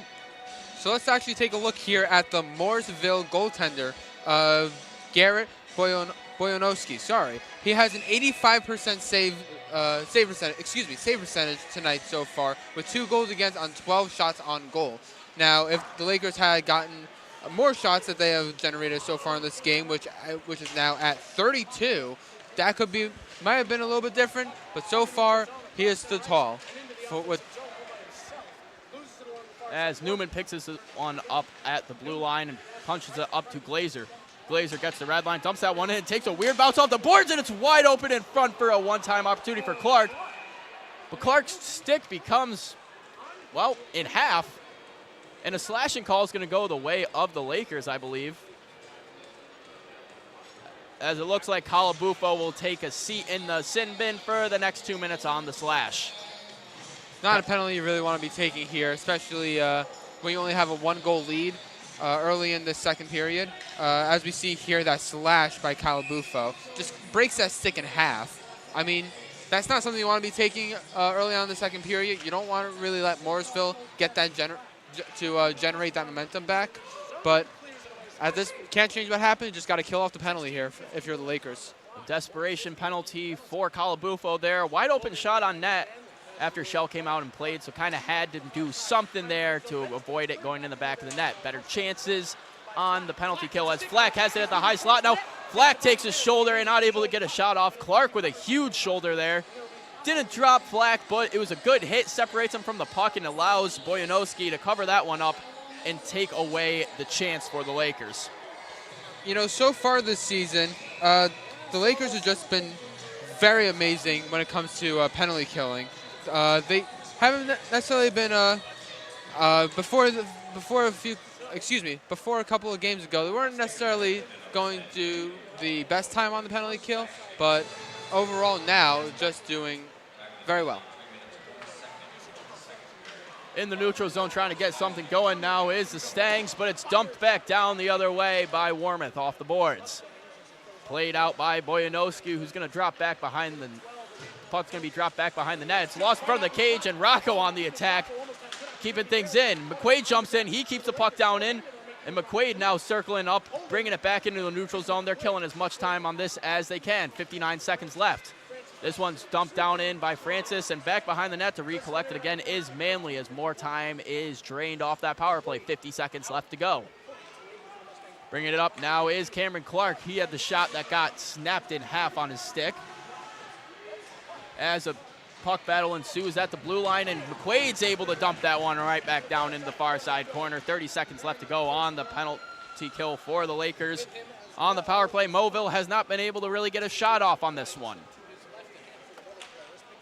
That's dropped off to Abbott. Abbott coming across the neutral zone now with a little bit of speed. He gets the far side wing, but loses the puck, gets tied up by Wormuth. Noah Bold chips that one up and around, gets the blue line. He's able to skate this one out. They're skating out. Now Smart with Bull, and Smart with a shot. That one goes high left. Great chance for the Lakers there. I mean, that's just a little high, but, you know, you got to get those pucks on net. And if you can get those pucks on net, eventually won't be high. It'll be in the back of the net. As we take a look at that replay there, the shot goes off the glove of Bojanowski and up into the netting. So no face-off in the neutral zone. It will remain down in Moville zone as right off the face-off, Allen going the other way now. Allen able to get the blue line, and they dump it in. They stay on sides as the Lakers return to full strength. Semrad with it now. He's going to get it up to Fudger. Fudger gets a shoulder, and he goes down to the ice on the hit from Robbins. Fudger going after Robbins now, not happy about that hit. As Henry's going to throw that one back down. Henry, the goal for the Mustangs in this game. Drops back, picked up by Patrick as Patrick tries to air that one up to Robbins. Shell comes out of his crease to play this one to Semrad. Semrad off the end boards, gets it over to Andriaki. Andriaki looking for Krulicki. He wasn't looking. That one goes straight through the skates, and icing will be called, so faceoff goes back down to Lakers zone. As the shots, 16 for the Lakers, 10 for the Mustangs. Not too much going down shot-wise so far in the first 6 minutes of play in this period. As we take a look at that hit on Fudger, takes a good shoulder from Robbins, dropping him down and allowing the play to continue for the Stangs. You know, you take a look at this game so far, especially in the second period, it's starting to get a little bit more emotional by both sides.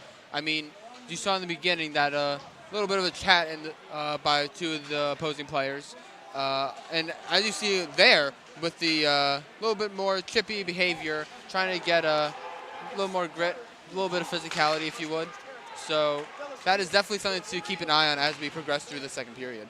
Stella Savita gets that one up the board to Glazer, who just chips that one in off his stick, but Shell swallows that one up, so face-off will ensue in Lakers zone.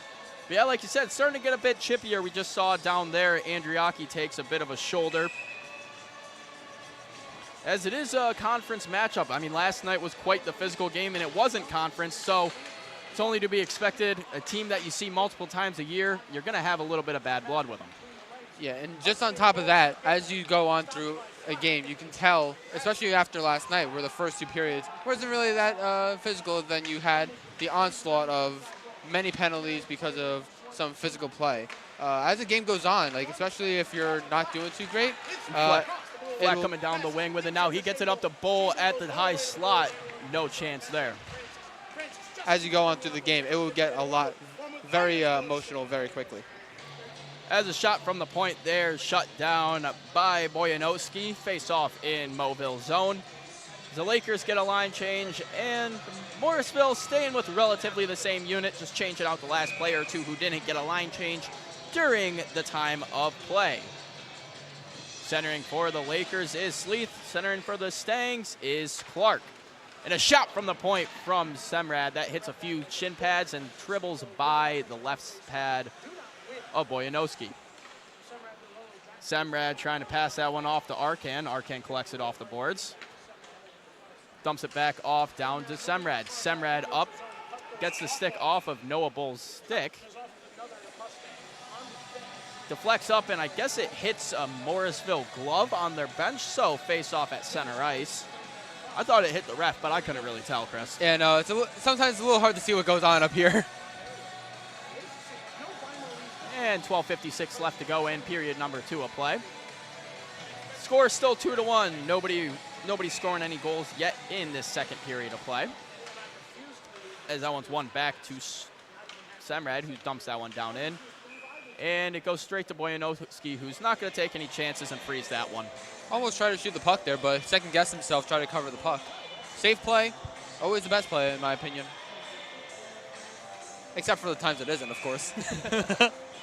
Keeping things safe on the Mobile zone as Semrad takes the shot, but that's more of a dump into the far side corner than anything else.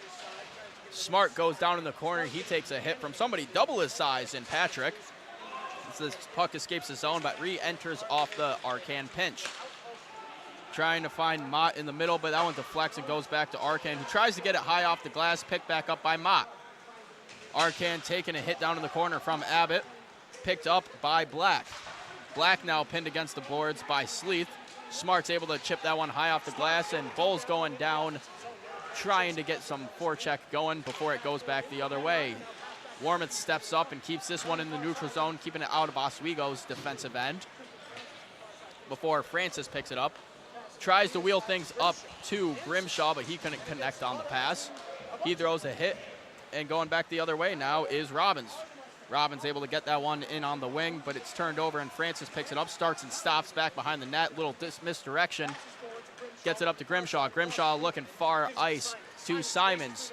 Simons coming down the near side wing, looking for something in front of the net. No trailer there. Simons dumps it off the boards, back up to Francis at the point, who drops it down to Grimshaw. Grimshaw at the high circle, a slot, looking for the deflection, couldn't find Ryan. Almost looked like it hit his skate there. As the puck goes back down to Lakers zone, picked up by Francis. Francis tailing it across the neutral zone himself. Manages to keep chugging and pushing it down in further and further, using his skates, his stick, and using it all. And a shot in the high slot from Fudger. That one goes wide. I thought that went in, honestly. From up here, it's a little hard to see how that, whether it goes in or not. But that was a very good play there by the Lakers there, getting into the almost a point there just to get that shot off. As Semrad starts and stops, creates some separation, skates backwards, trying to create a chance, couldn't get anything. Fudger now down at the goal line. Fudger gets taken down in the corner, and that one's going to be picked up by Manley, and Manley takes a huge hit from Krulicki after Fudger's looking like he's in a little bit of pain from that hit. Krulicki was trying to get his get back for his teammate. Andriaki with it now. He'll get the red line, just dump this one into the far side. Lakers go for a line change. Shane Bull, Gato, and Flack back on the ice as Gato's got that one. Jumps it back down in the corner for Shane Bull. Shane Bull putting in work behind the net as Flack joins in on the pressure. Flack tails off a little bit. He gets the open opportunity. Looking in front for Gatto. He was a bit higher than he expected. Warmouth backhands that one off to Flack. Flack looking across the ice for Gatto, but that sauce pass goes into the shoulders of Newman. Tied up on the boards is Grasby as back down into Oswego zone. Francis hits Flack. Flack, a little pause, tries to get something going, but a tipped pass. So, no icing call on that one. Noah Patrick back with it in his own zone below the goal line. Patrick skates it out a little bit, gets it up to Clark. Clark gets it off to Jervis, back to Clark, trying to get it back to Jervis, but couldn't do so, and a shot weakly hits the pads of Shell. Andriaki takes a hit in the corner, but he's able to move it back up to McQuaid. McQuaid's going to get the red line, and he rims that one around the board to the other side. Rocco will pick it up. Gets that one off to Sleeth. Sleeth going to dump it back down into the corner. Weak entry, but Rocco's able to pick it back up. Rocco jumps it around a player, bringing it to the other side of the ice. Back up to Andriaki in the point, and a shot in the screened in front by Sleeth. That hits a Morrisville player. Patrick down after getting hit by that, and backdoor looking for Rocco. Bouncing puck couldn't settle it down. Semrad walks the line, moving it down into the zone. He'll move it down to the corner, passes up the wing, back to McQuaid at the point. McQuaid drops it off for Semrad again, but too much fancy passing. That one turns over. Clark trying to get in the neutral zone, but the Lakers controlling the neutral zone, turn that round around immediately. McQuaid with an opportunity here. He goes for the top right, hits off the glove of Boyanowski, and that's a stoppage of play. We're going to throw it down to sideline reporter Scott Brubaker as he has a closer look rinkside at all the action going on.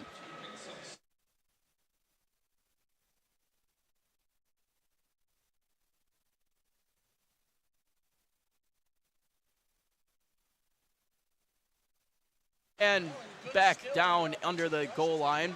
Smart's going into work as he takes it up to the point. And Warmouth with a shot. Waffle boarded away by Boyanowski. Back in the neutral zone now. Lakers able to get this one. Goes into the chest of Calabufo as he dumps that one back down in. Noah Bull on the attack. He's going to pin this one against the boards, and Calabufo picks it up in the near side corner. Calabufo stop, creates a little bit of time, dragging it in towards the puck, loose in front of the net. Shot opportunity, nobody could get the stick on the puck though. Warmouth with a shot from the point, that one goes wide. Smart keeps that one in, dumps it back down behind the net. Lakers starting to get the cycle going. Calabufo and Bull down in the corner getting things going as Calabufo gets tied up, but Bull's going to pick it up and join on with him. Bull to the top of the slot in Smart. Smart with a shot that one's blocked by De La Savita. Smart with another shot blocked by De La Savita into the corner again. Bull gets thrown into the corner by a defender in Hack as Smart's down on a knee, but he's able to get back up and start going again. Smart gets his stick on that long ice pass, breaks up the momentum for the Mustangs. Francis skates this one behind his own cage, and he's going to take this one up himself. Wheelan, he's joining the rush. Back up to Francis. Francis gets the return pass, tries to get something going, gets tripped up a little bit, loses his stick as coming down now with an opportunity is Robbins. Robbins pushes that one too far, not able to get anything going. Semrad now. Semrad gets it up to a streaking Arcan, but Arcan can't collect the pass. Back down into Mustang zone. Manley picks it up, and he's going to move it up the boards. Looking for Robbins. Robbins with a bit of speed here, coming down the far side wing. No shot. Semrad pins that one down in the zone. Back to the point now. Manley looking for a shot, blocked away by Simons. In front now, a shot opportunity for Robbins. That one's blocked away by Shell. Trying to get this one out is Grimshaw. He's able to poke it out. Lakers have a bit of a rush now. Grimshaw on the wing. He tries to trip that one up and around. He gets tripped, but no call on that one. Manley bringing it the other way now. Manley moves that one up to Lease. Lease trying to get it in. He gets taken down by Warmouth in the corner. So picked up behind the net is Ryan. In front for Lease. Lease turns around, and he whiffs on a perfect shot opportunity. Warmouth gets this one back up the ice, chips it up to Bull, who goes to work in the near side corner, bringing it around the backside of the net. Trying to move it back up to Warmouth at the point. He'll do so. Warmouth could not keep that one onside, but he tries to chip it back in, hoping no one saw that. But the ref did, and it hits Tyler Flack, so offsides. But we're going to throw it down to the sideline in our reporter, Scott Brubaker, as he takes a closer look at the game. Hey, thanks, guys. The intensity in this arena is still high near the end of the second period. One of the players I want to take a quick look at, Cal Shell, the Lakers goalie. He was just named SUNY Goalie of the Week last week. He's performing well after not performing at all last night. Has allowed one goal and about a 90% save rate. Looking over at Morrisville, by the way, their goalie, Garrett Boyanowski, is also doing a fantastic job with about an 88% save rate. Now, last time Oswego went against the Mustangs, it was their highest scoring game earlier this season. They won 8-2, and their goalie today is performing a lot better than he did last time. That's all I have for now. I'm going to send it back up to Kyle and Chris in the press box. And thank you, Scott. Closer look in at some of the stats between both netminders here tonight. Both of them putting up pretty impressive stats as, you know, it's only a 2-1 game, so you can't ask for much more than that. Morrisville, though, not too many shots. They're getting outshot by 10 by the Lakers. 21 shots for the Lakers, 11 for the Stangs. Yeah, I mean, Bojanowski right now is rocking a 90.5 save percentage, while Shell is rocking that 92.3. I mean, obviously, there's been a huge difference in shots on goal, with Oswego having practically 10 more than Morrisville at the moment. But for what it's worth, both of these goalies are playing out of their minds right now. Bojanowski has stood on top of his head for the most part with the Morrisville Mustangs, as well as Cal Shell with the Lakers. As Patrick's bringing this one up into the neutral zone, he's going to chip that one in. It goes off Gatto, so no icing call. The shot was behind the red line. Picked up down by Flack. Flack bringing this one around the corner. Looking for something to get going, but he doesn't see anybody to move it to, so he takes it himself. Jumps around a defender on a nice little move, but it's turned over in the entry to the zone. Glazer with it now bringing it down in. Gasby's going to jump that one down. Looking for Jervis in front of the net, but couldn't connect on it. Intercepted by a Laker. Krulicki bringing it down now the near side wing. He's just going to dump this one down in the corner and go to work. And that one's going to go up into the netting, so we'll have a face-off down in Morrisville zone off the deflection. As the Lakers are getting excited for the Cal Shell hair flip, it's kind of become a custom here in Oswego. The fans love it. I mean, they just love Cal Shell in his entirety there.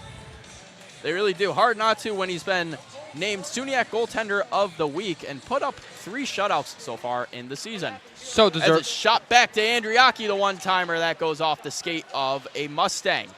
Semrad with it now. He's going to try to pinch down, and he'll do so successfully. Drags it down into the zone further. Takes it behind the net. Calabufo drops back to fill his spot.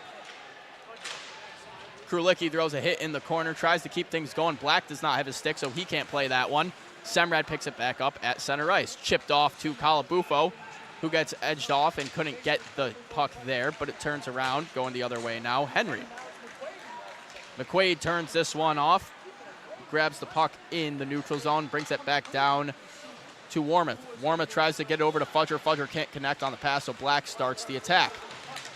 Mott turns that one over. 21 goes over to 21 in McQuaid. McQuaid looking for the cross-ice pass to Sleeth. It gets deflected, but Sleeth's able to get down in the zone and collect it again. Sleeth looking for the high slot, and Rocco a little too hard, but Warmoth picks it up. Warmoth with a shot blocked away in front by Bojanowski. Black with it back behind the net. He's going to dump that one off to Hack. Back over to de Blasio. This one goes to Francis in center ice. Rocco's going to pick it up now, and he's going to dump that one in, tries to get going. De Blasio wraps that one around the boards, looking for Manley, but it goes up the boards a little bit further to Robbins. Robbins gets pushed down. Coming out the other way now. Morrisville's coming with a little bit of speed through the neutral zone. Tibbs tried getting that one, couldn't connect on it, so it's back down in their zone again. McQuaid dogging him down in the zone. He's tired, needs to get a line change as you can tell he is gassed. Andriaki tries chipping that one up to Ryan. No connection on the boards. High off the glass from Morrisville. Tibbs in center ice trying to collect that one, but it bounces to the stick of Semrad. Semrad gets the red line. He'll dump that one down in, and it goes on net. And it's covered up and froze by Bojanowski. 2:34 left to go in period number 2. I'm Kyle Spizak alongside Chris DeLuca. You're watching Oswego State Hockey here on WTOP 10. Score 2-1. Shots 23 Lakers, 11 Morrisville. As we get ready for another face-off draw here. Grimshaw wins that one back. Shot opportunity for Ryan. That one goes straight into the pads of a Stang. High off the glass and out of the zone for Morrisville as they get going down now. A chance for Lease, but he couldn't get it in the high slot. Lease down low now. He's working behind the net. Brings it up to the point for Newman, but Newman couldn't handle the pass, so going the other way now is the Lakers. Grimshaw had no pass opportunity, so he'll just wrap that one around the boards and let Ryan get it on the other side. Ryan trying to get the spin around, and that's a great save from Bojanowski, being able to glove that one around on the wraparound attempt from A.J. Ryan. Yeah, he just flashes the glove, makes maybe a little bit of that small windmill motion that you see nowadays in goalies. But going back, I just want to talk about that quick Semrad defensive move that he did against that potential 2-on-1 by Morrisville. You know, that was a really great move by him to just poke the puck out of the attacking team's hand. As Gatto brings this one up to the top of the ice. Warmith with a shot, bouncing puck in front of the net. It's still loose in front, and it goes in! It goes off of Tyler Fleck, and the refs are gonna call that one off. It crossed the red line from what I could see. Puck crossed over off a weird angle. It was bouncing in front of the net. It goes over to Fleck. Fleck manages to get a stick on it. I thought it crossed the line from this point of view. It looked like it. The Lakers fans all think it did. The only people happy in here right now is the Morrisville bench. It definitely seemed like it should have gone in there. Oh, right there is where we think that it could have gone in. It's very close. I mean, if we had maybe like a shot from the side view, maybe it could be seen a little better. But unfortunately, Unfortunately, don't have the ability to see whether that truly went in. And in this case, I think it should honestly go against the Lakers and for Morrisville here. That puck does not look like it crossed the net there. The refs do have the best view in the game as they're right there at the net. So you got to go with what the refs said and believe that it didn't cross the line. So if anything, that just makes it a highlight reel save for Boyanowski as he's able to go back, reach across, and be able to keep that one on the goal line. A great save for the Stangs as they keep themselves alive with 1:38 in period number 2, keeping it a 1-goal game. Francis now, that one gets poked out of the zone. Flack able to chip that one down in the zone, but they have to regroup it in before they can enter. Back behind the net now, Stella Savita bringing this one up, passing it off to Jerbis. Jerbis turns it over to Bull, who's now taking it down the near side wing. He's going to skate at the length of the ice himself. He's trying to put his shoulder down and drive it down into the goaltender, but it just kind of slides right into Boyanowski's trapper, so we'll have a face-off in the near side circle. Fans here are not happy about that no call from the refs here. They think, especially the student section on the other side, they really think that puck crossed the line. Refs know best in this business. They have, as you said before, they have the best view. So it's up to their discretion, and I do think they made the right call here. That one's chipped down in to Calabubo. Calabubo with the high slot shot. That one gets deflected and goes wide of the net. Back up to the point now. Andriaki dumps it off to Semrad. Semrad looking for Fudger in the high slot. Able to move that one down to Semrad again. Semrad towing the goal line. Backhand shot from the goal line off the shoulder of Boyanowski. Chipped down the other way, and a high stick is called off the stick of Danny Calabufo. He was reaching to the heavens with that one. Hits the puck, so faceoff will go down in the Oswego zone. 38 seconds left to go in period number 2. Oswego running around with the shot total. I mean, Morrisville hasn't gotten a shot on net in about 10 minutes. As the Lakers now 27 shots opposed to the 11 for the Stangs. The story about the shots on goal gets even worse when you take into account the normal shots, attempts rather, where Oswego has 53 attempted shots in less than 2 periods played. So you can just imagine, like, with that amount of shots and the shot attempts, if they are putting the pressure all over Morrisville. As Calabufo breaks his stick before the draw, so a little bit of a delayed time waiting to get things underway as the shot goes wide of the net from Shell. Coming up now, Calabufo with the new stick, trying to poke it down in the zone, but it's turned over and picked up by Manley and the neutral zone. Black trying to get something going, but it's a bouncing puck. It's anyone's puck at this point right now. Krulicki picks this one up on the near side wing. He's trying to skate things up himself, but de Blasio from his knees able to poke that one away. Fudger down on the attack to Manley. 5 seconds left, and this one's just gonna go into period number 3. 2-1. No goal scored in that period of play. The Lakers really dominating in almost every aspect, though. They ran up the shot total. They locked it down on defense, and that neutral zone was essentially their second offensive zone. Yeah, I mean, if you just to look at last time here at the Deb, by this, Lakers only had 22 shots total on net, and we are 2 periods down, and they're already at 27 shots on goal alone. Not even accounting to the fact, as I said before, the shot attempts 53 already in the second period. I mean, with the pressure that they have been putting on the Morrisville Mustangs, you got to think, when are the Mustangs going to figure this out? When are they going to try and make a push back? I mean, we saw at different moments in this period. They had a few good chances, a few good glances, but they could not keep the sustained pressure in that zone. If they want to try and come back in this game, for that third period, they must, absolute necessary, get more pressure on Cal Shell and the Oswego Lakers. And Boyanowski, kind of the all-star for this Morrisville team so far in this game. He's held them in it, making some huge saves, especially given they had very few shot attempts on Shell within that period. Able to just keep everything out of the back of the net. Well, the Lakers had some good opportunities, but a lot of shots, low percentage opportunities, putting it straight into the chest or at a bad angle. But we're going to send it over to rinkside reporter Scott Brubaker as he takes us into this intermission. Thanks, guys. I made it over here to the student section. I got 3 seniors with me. I have Sydney, I have Kiara, and I have Liv. Is this you guys' first game back since break? Yes, it is. Yep. And how are you feeling now? How's the excitement over here in the student section? It's really good. I'm so happy to be here. What about you guys?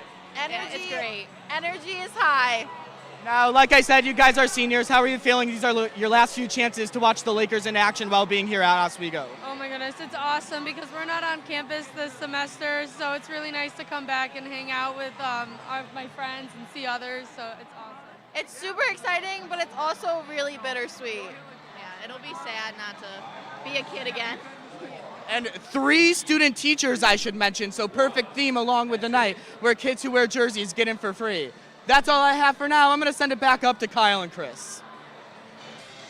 And thanks, Scott. As the chuck-a-puck is going on right now, fans throwing the pucks down on the ice and the women's team picking them up. The women's team getting a big win over Cortland earlier this morning, 3-1 after dropping to Cortland yesterday. So a big win for them, but we're going to send it over to break. And when we come back, the boys on the perch, Jacob Bradley, Ryan Joyce, and Zach Melamud will take you into period number 3 with all the intermission analysis you could possibly imagine. So don't go anywhere here on WTOP 10.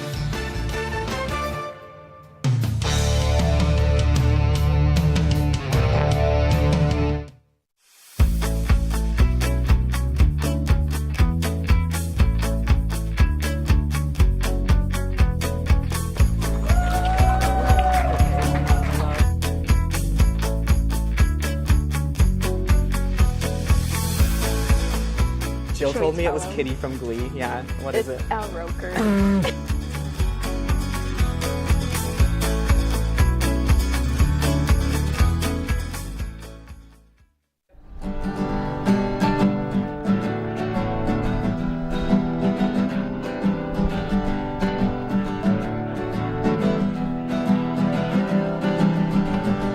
We're here for you, we're here for you. This is your channel 2. With sports and news and what to do, we're here for you.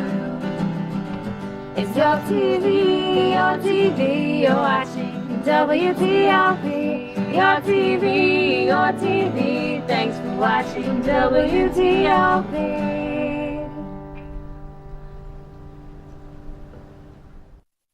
What's going on? Yeah, we go on at like 11:30. It's like No. What do you mean no? It's 10:30. 10:30? Yeah, it's 10:30. What do you mean it's 10:30? Hey, don't touch that. That's my ladder. Hey, man. Whoa. You know this book was already discounted 10%? Wow. Wow. Get a close-up of that one. Matthew, broadcast news. Look at that. Can we go back inside? I want to sleep in the studio again.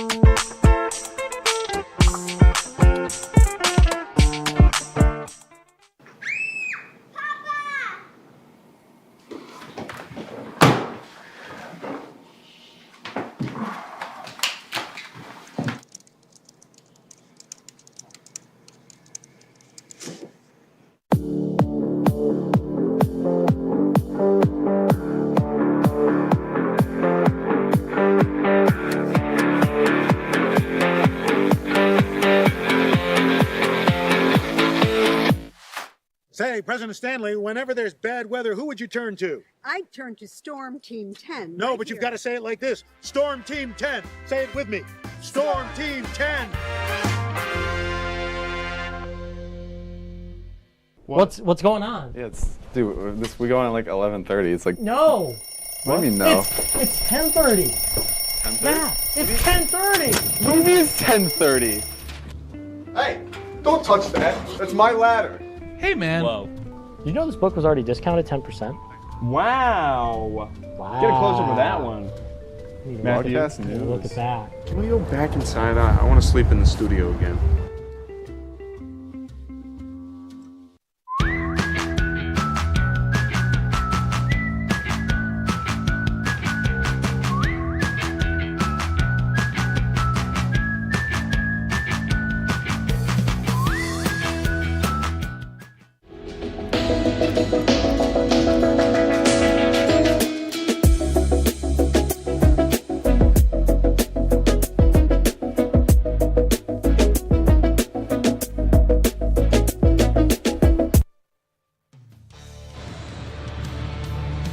Down, 20 to go, and we are still locked at a 2-1 score through 2 periods of play. Oswego 2, Morrisville State 1. We welcome you back up to the first. Jacob Bradley, Ryan Joyce, Zach Malamud, and guys, a little bit of a slower period here in this one, but nonetheless, we're still 2-1 like we were the last time you guys saw us at home. Yeah, a little bit of a slower period overall. I thought the neutral zone play from both sides was pretty good overall. I mean, no one really kept possession too much.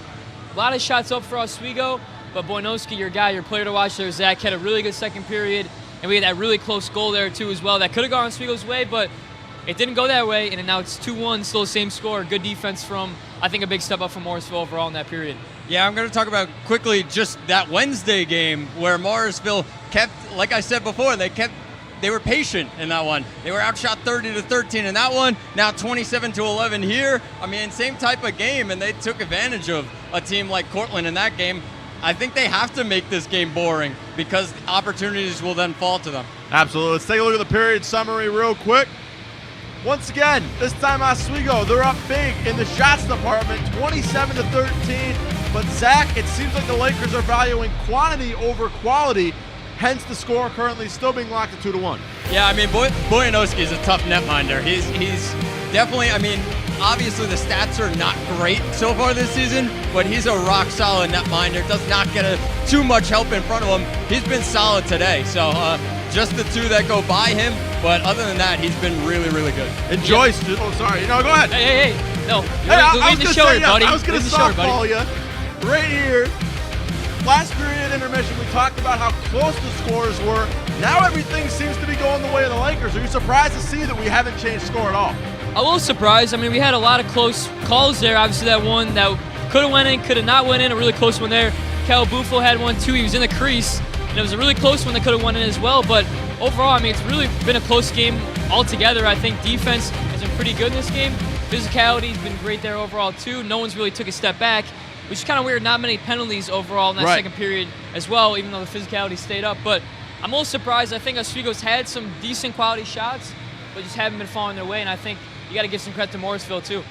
Absolutely. I think one of the things that you didn't mention there is the goaltending and how even that's been. Let's take a look at the side-by-side comparison between the two here. And you mentioned it, Zach. He was your player to watch. He's been tremendous in net, but Joyce, Cal Shell, has been right there step for step the way for Oswego so far. No, and he's done a really good job here so far. I mean, we see a lot of great saves here for him in this game, and it's got to be a lot of help from that defense up front too as well. Not too many in his way, but he's done a great job. You mentioned it is tough coming off the bench. You don't play yesterday, even though you had a really good week last week.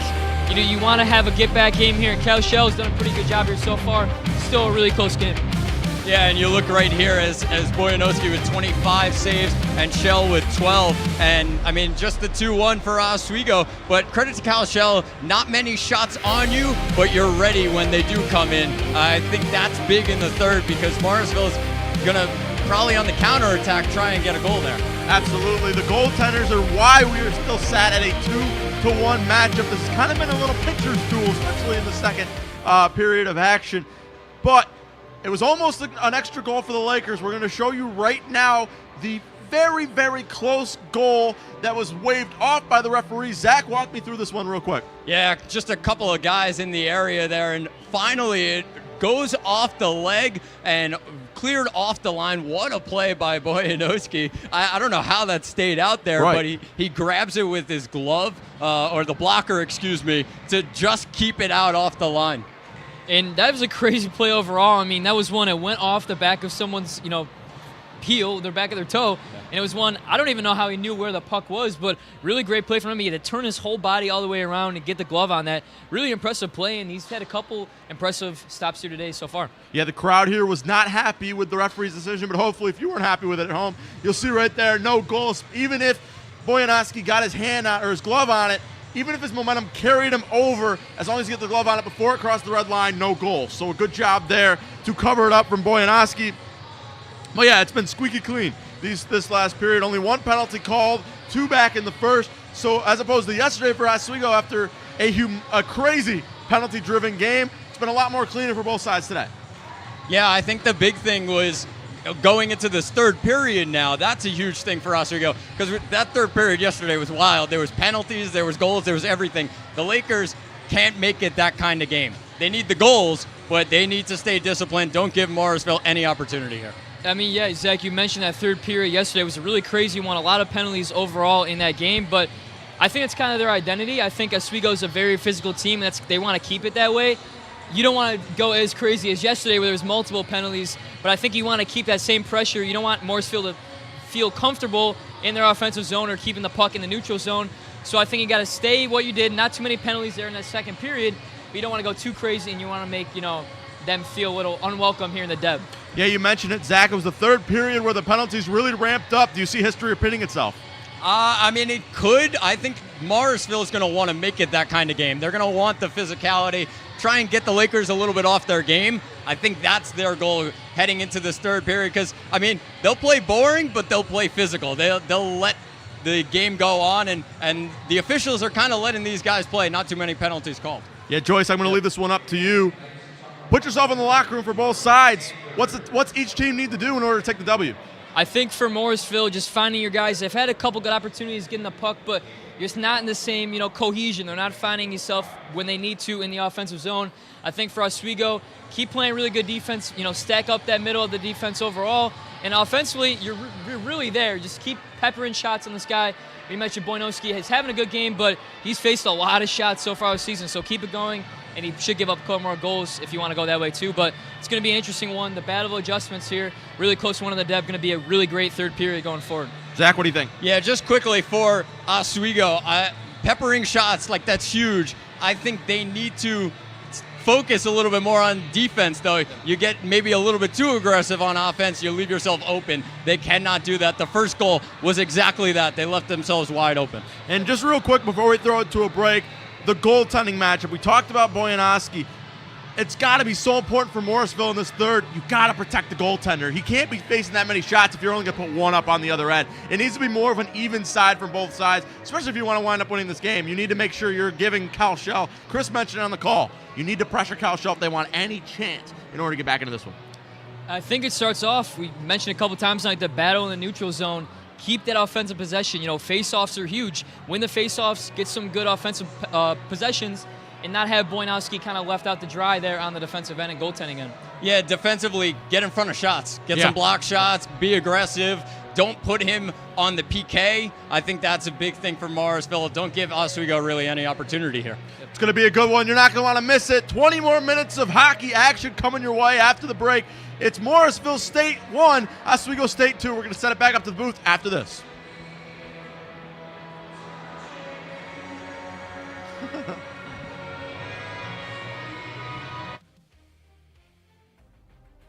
What's going on? Yeah, we go on at 11:30. It's like No. What do you mean no? It's 10:30. 10:30? Matt, it's 10:30. What do you mean it's 10:30? Hey, don't touch that. That's my ladder. Hey, man. Whoa. Did you know this book was already discounted 10%? Wow. Get a closer with that one. Matthew, Look at that. Can we go back inside? I want to sleep in the studio again.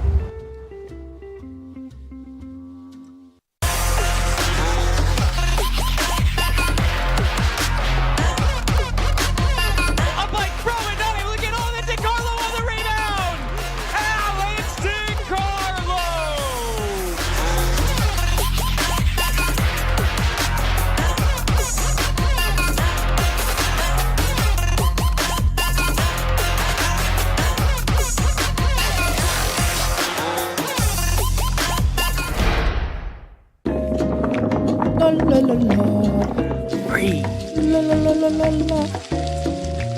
La la la la. Trees.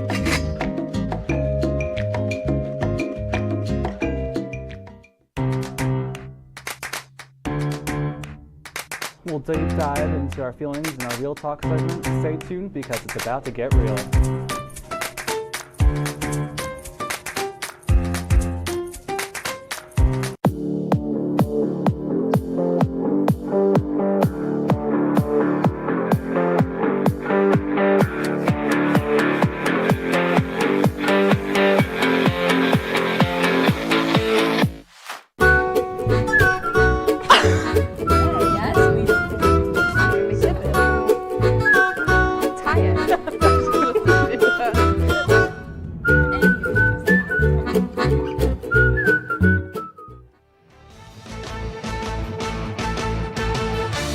And period number 3 is just a minute away from beginning as the Lakers and the Stanks in a much closer matchup than most would have anticipated. A 2-1 score going into the third frame of this game. I'm Kyle Spizak alongside Chris DeLuca and Chris. The Lakers, although they dominated that second period in almost all aspects, the one part they didn't dominate was putting any goals on the board. They did everything but score in that period. They forechecked, backchecked, they got pucks on net, they were defended well, but they just could not find the back of the net in that period. I mean, you can call that puck luck, you can call that whatever you want, but at the end of the day, you're not succeeding if you're not getting goals in the net, because goals is what gets games going. As a wise man once said, forecheck, backcheck, paycheck, boys.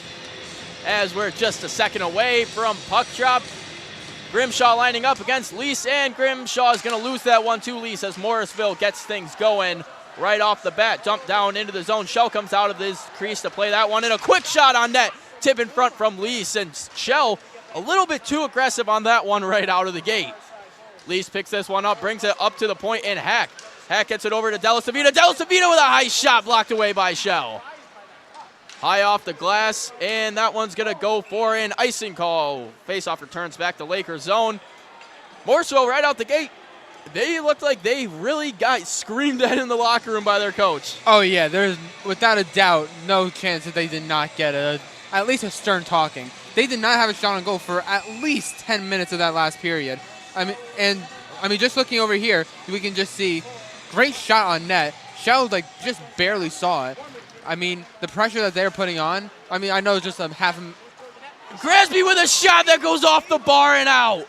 I know we're just half a minute in, but they already look like a different team here. 2 back-to-back huge opportunities for the Stangs as they drop back down in the neutral zone, and they flip things right around now. Picking up the puck in the neutral zone is Clark, who brings it down into Lakers zone. Ryan battling along the boards before Francis gets it and takes it back behind the net, drops it off for Warmouth. Warmouth gets it up to Ryan, but Ryan can't handle the pass, and Della Savita throws it back down in as he races to the bench for a change. Lakers wrap this one back behind the net up to Ryan. Ryan gets it over to Simons. Simons was trying to chip that one across for someone, but Grimshaw elects not to chase it and go instead for a line change. Black intercepts it in the neutral zone, though. Backdoor shot for Bull, and that one goes wide. One-time opportunity. They've been looking for that one all game and just sell it on the perfect chance. It's a wide open net right there, Spizak. Black with a no in front and shot for Gato. He scores! Tyler Black, Connor Gato, one-timer. They can't take that one away. 3-1, the Lakers now lead the Stangs. Call it a commentator curse. I was just about to say they blew that chance, and then Gato goes right back and just to get it in the back of the net.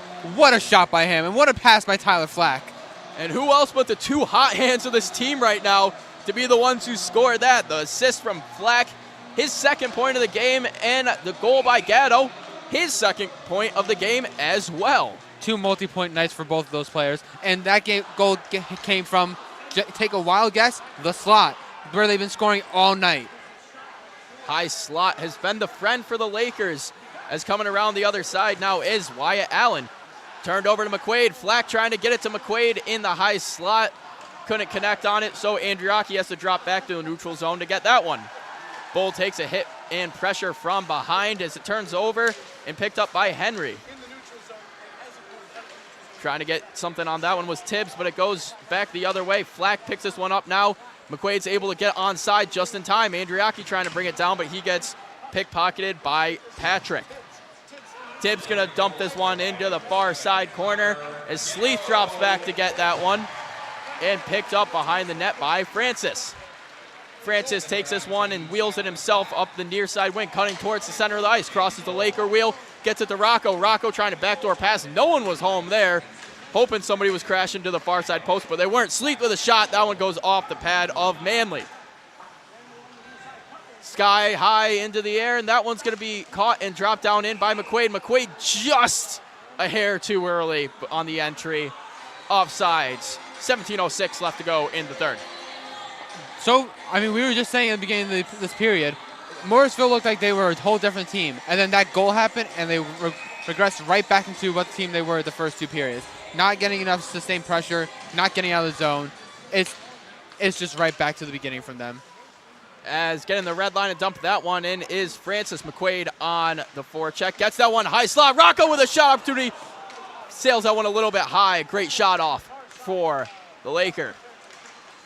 Sleeth trying to chip that one down in. Rocco was almost going to play that one and elected not to. He was still offsides as he's now going over and trying to get on Newman, who's able to clear the zone on that one. Back down into Laker zone. Semrad gets that one up to Fudger, who gets it to McQuaid. McQuaid takes it to the wing, tries to dump that one down in, gets tied up in the skates of Della Savita. Back down to Laker territory, picked up by Semrad. Semrad to Andriaki. Andriaki looking for Fudger, who avoids a hit there, keeps things going. High off the glass from Hack. He's able to get that one back down to Laker territory. Semrad with it now. He gets it up the far side boards to Krulicki, who couldn't connect on the pass, tries to just chip that one in. Back into neutral zone almost immediately.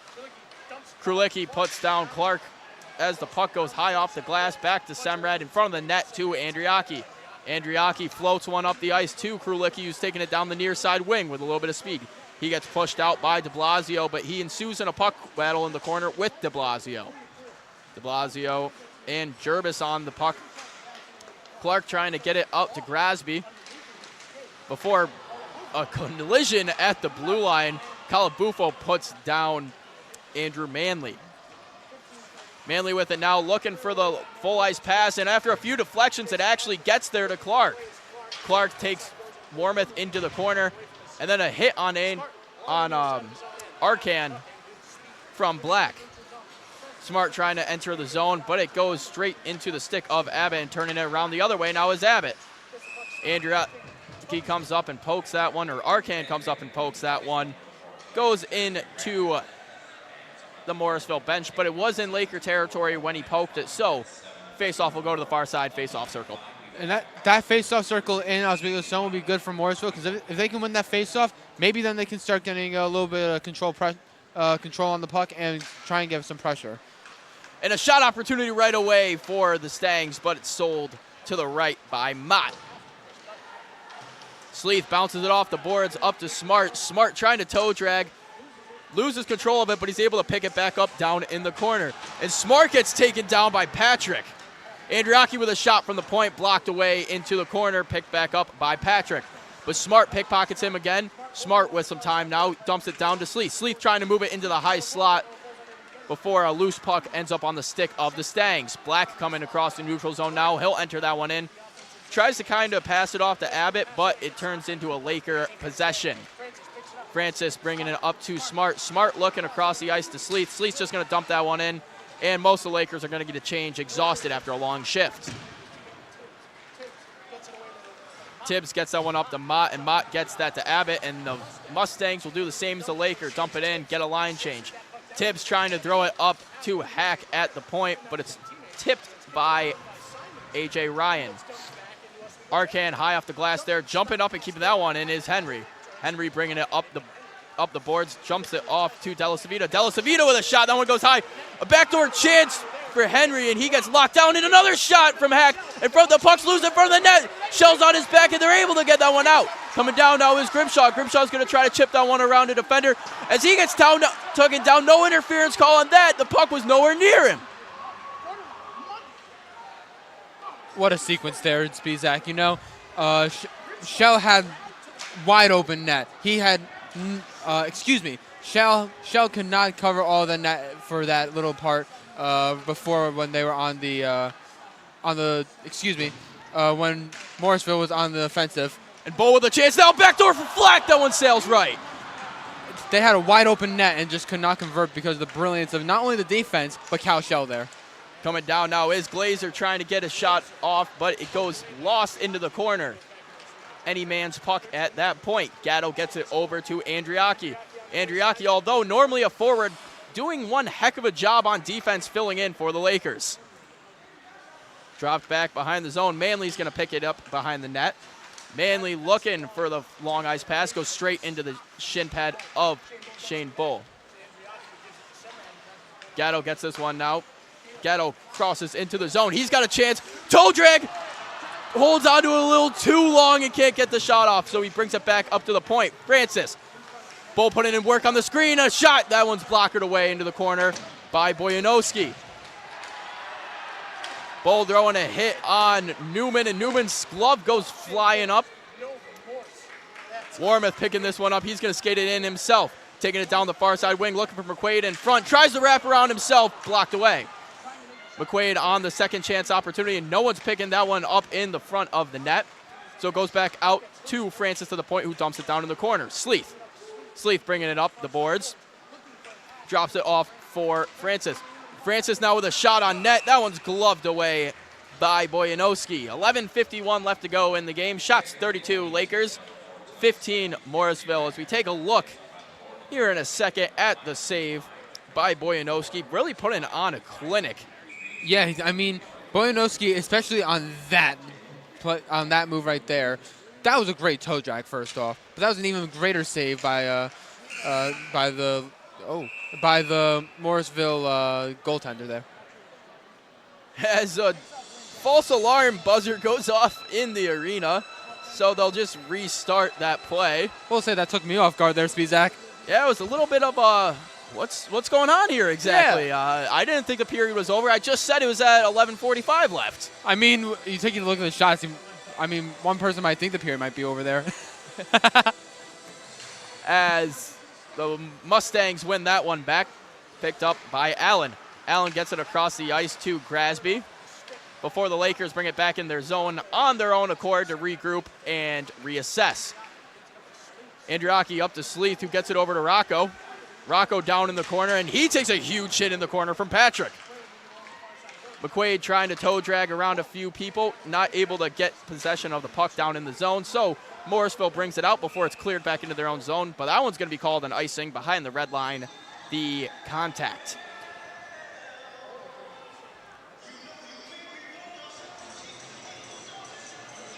As play returns back down to Oswego territory. Both teams electing 4 new lines. Centering for the Stangs will be Chris Mott. As Mott wins this one, there's a loose puck in front of the net, but Del Civita's going to pinch in and keep the play alive for the Mustangs. Dumps it back down behind the net. Pushed into the boards is Black from Andriaki.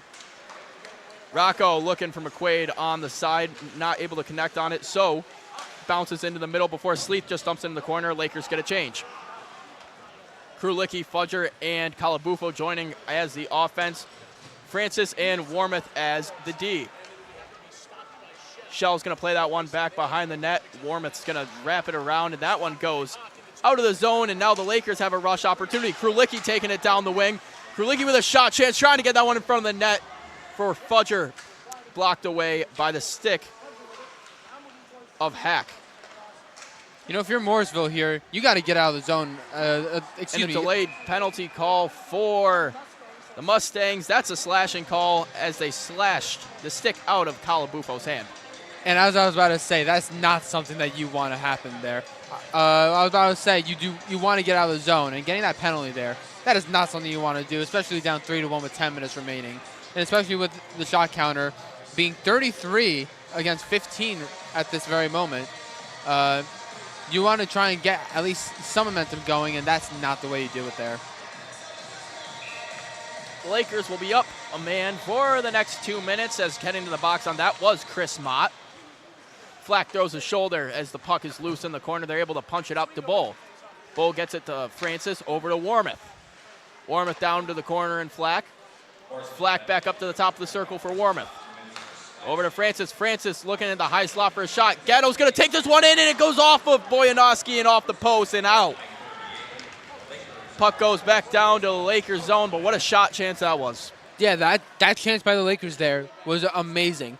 They had, the only reason why that did not go in was the brilliance of the Morrisville goaltender there. He just stood tall, got the stick, the top of his stick on it, bounced off the post.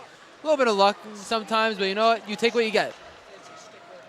Back behind the net, picked up by Warmouth, who's going to bring that one up to Gatto. Gatto taking across the Laker wheels, jumps it off to the near side wing for Flack. Flack brings that one below the goal line, dumps it off to Gatto, who's going to get it back up to the point in Warmouth. Warmouth over to Francis. Francis back to Warmouth at the top of the blue line. Flack at the circle, dumps it down to Bull. Warmouth, Francis. Backdoor Gatto in front of the net for Bull, and a shot that's gloved away. Right there, shot it from there. And a wraparound opportunity for Clark, and he almost has it, just hits the post on that. What a chance there by the Morrisville player. But as I was saying before, Spizak, right there, that shot from before on earlier this power play, right in the slot. Lakers have had a lot of success there tonight, getting, I believe, all three of their goals from that point. Sleeth taking it up the middle of the ice. He's going to dump it off to McQuaid on the near side wing. McQuaid coming down with some speed, looking for somebody in front, no trailer home. Rocco picks it up at the circle to Andriaki in the point. Back to Rocco, Andriaki playing catch with each other. Over to Semrad. Penalty expires, back to even strength. Back up to Andriaki, but the guy's on him, and a back check from Mott saves a huge shot that could have got down on Bojanowski. Semrad chips that one out of the zone, and dropping a shoulder into him was McQuaid. Red line achieved by Andriaki, and he dumps that one down in as McQuaid goes to work in the corner. Turned over and picked up by Mott. Mott fresh out of the box, coming down in. Manley's going to get the red line, dump that one in. Shell plays it behind the net, reverses it back to Andriaki. Andriaki flies that one high out of the zone, just trying to clear the zone and stop the momentum of the Stangs right there. Allen gets the red line, tries to dump that one in a weak attempt, goes off the stick of Rocco and back to Francis. Francis now all the way back to the other side for Andriaki. Goes up to Fudger. Fudger's trying to pound this one down in the zone, and he'll be able to push it down further and further. Patrick picks it up, trying to get it up the boards to Abbott. No icing called, as racing that one out was Robbins. No pun intended, but he hopped on his horse that beat out that icing. But we're going to throw it down to the sideline for Scott Brubaker as he takes a look at the goals and everything that's been happening right on the glass. Hey, thank you, gentlemen. This game is now 3-1 Oswego. Oswego has the momentum. They are up 3-1, as I said, after a goal from Connor Gato, but they had so many chances to get a fourth goal, but the Morrisville goalie, Bojanowski, just keeps blocking them. He's facing about 34 shots on goal. Oh, and as I say that, we have a goal from Oswego. Back up to the box. And Krulicki puts that one in on the rebound attempt. Off the pads of Bojanowski. Trailing perfect time, perfect spot was Krulicki, who's able to put that one into the back of the net. Lakers extending it a bit further now, a 3-goal lead, 4-1, running away with things here. There was a wide open net for Krulicki there. As you can see right there, just kind of toe drags it towards himself. Easy to put in the back of the net. We're at a 4-1 game here. 4-1 the score as that faceoff is won by the Stangs, but it's immediately blown dead once again. Morrisville needs to get something going here. They need to, they're now down by 3 goals. If they don't get one in at least in the next 2 or 3 minutes, they're going to be way too far behind to even come back here. Face off back down into Lakers zone, and that one's going to be won back by the Stangs. That was going to be pushed up by Manley. Manley gets it out of the zone, but punching down was Arcan to get it right back down in the zone. Grimshaw in the corner, nobody around him, looking for the front of the net. Smart with a chance. That one's picked up by Glazer. Glazer's bringing it down the other way now. Glazer gets the zone, dumps it off to Lease. Lease with a shot chance. That one's going to be off the stick and ramped up by Shell. Semrad picks it up, and he's going to dish it off to Grimshaw. Grimshaw takes it across the red line, goes to Noah Bull, who takes a hit from Manley, but Smart now with an opportunity. He drags it all the way around and flop it on the ground. Bojanowski's able to keep that one in. But what a play that was, the toe drag, the hesitation, and the almost chance for goal number 5. That was amazing, Spizak. Shane Bull there had an amazing chance, but just could not get it into the net because of the brilliance of Bojanowski. Staying with the puck, as we can see, as we're about to see right here. The little wait, and with the stick is able to fight off that potential goal. Won by the Lakers down in the zone. Bull's working in the corner, moving it up and looking in front for Flack, but instead goes straight to the stick of Wyatt Allen. Jervis is going to throw this one down in, trying to bounce around Warmouth. Warmouth is too big, though. He can't bounce around. He's playing the body. He's not going to let you bounce around him like that and get your own attempt. So face-off will resume in Oswego territory.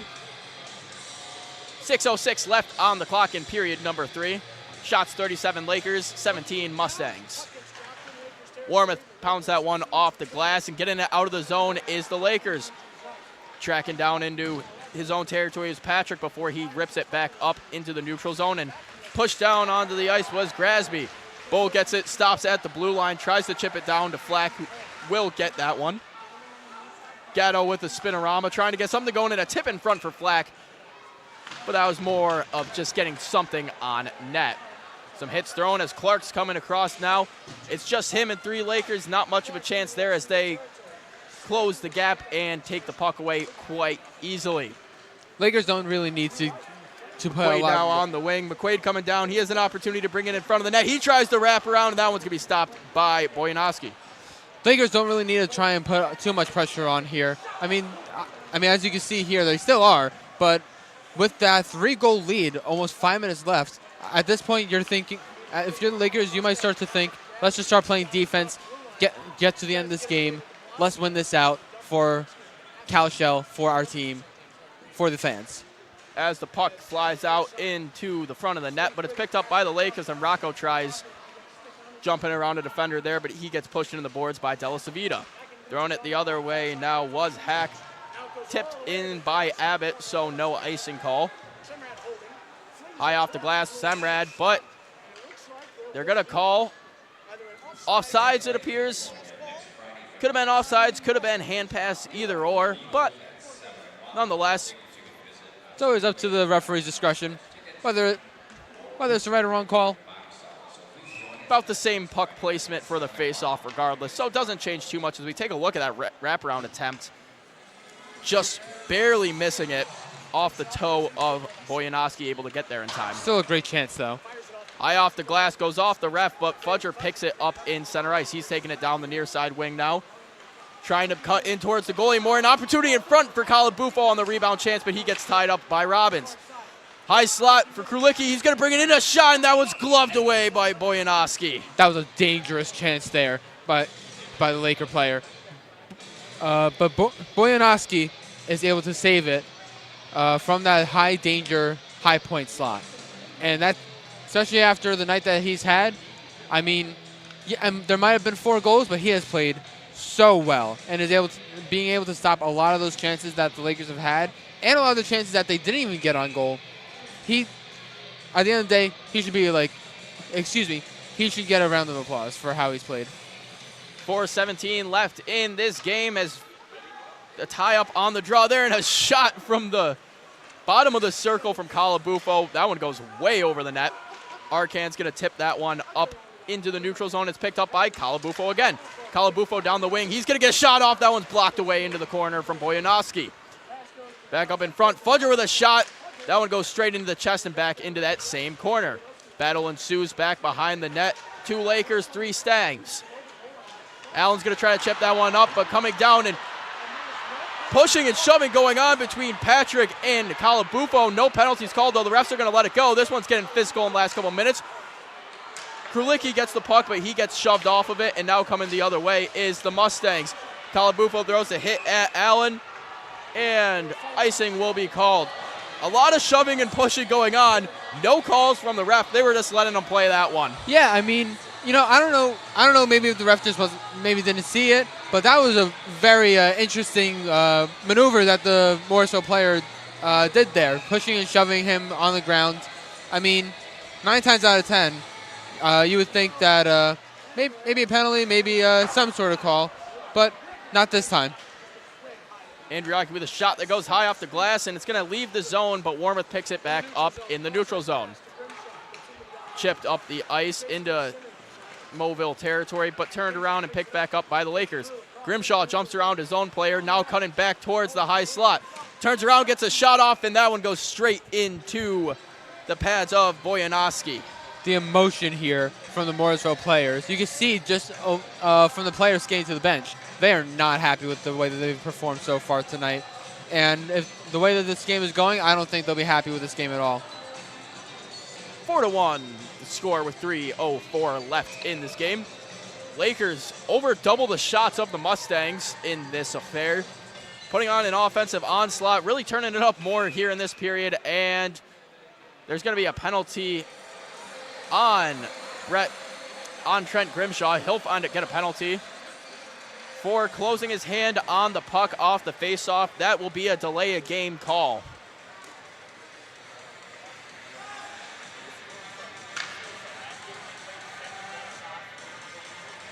Grimshaw not happy with that call at all whatsoever, but you can tell that when he did go down on that faceoff, he put his hand straight down on the puck, which inevitably is a delay of game penalty. Intentional or not, you can't do that. I mean, that reminds me of another game that I saw. Player try to push the puck back towards his players on the from center ice, almost like a quarterback in football. But you can't do that, and that will give Morrisville maybe a chance to make a very, very late third period comeback. Delis Vita off to Abbott. Abbott with a shot. It's loose in front of the net, and trying to crash down to get the rebound was Mott. Back the other way now. Sleet's got a one-on-one with the defender. He's got a trailer with him. Smart with a chance on the back door and sliding across and shutting that one down.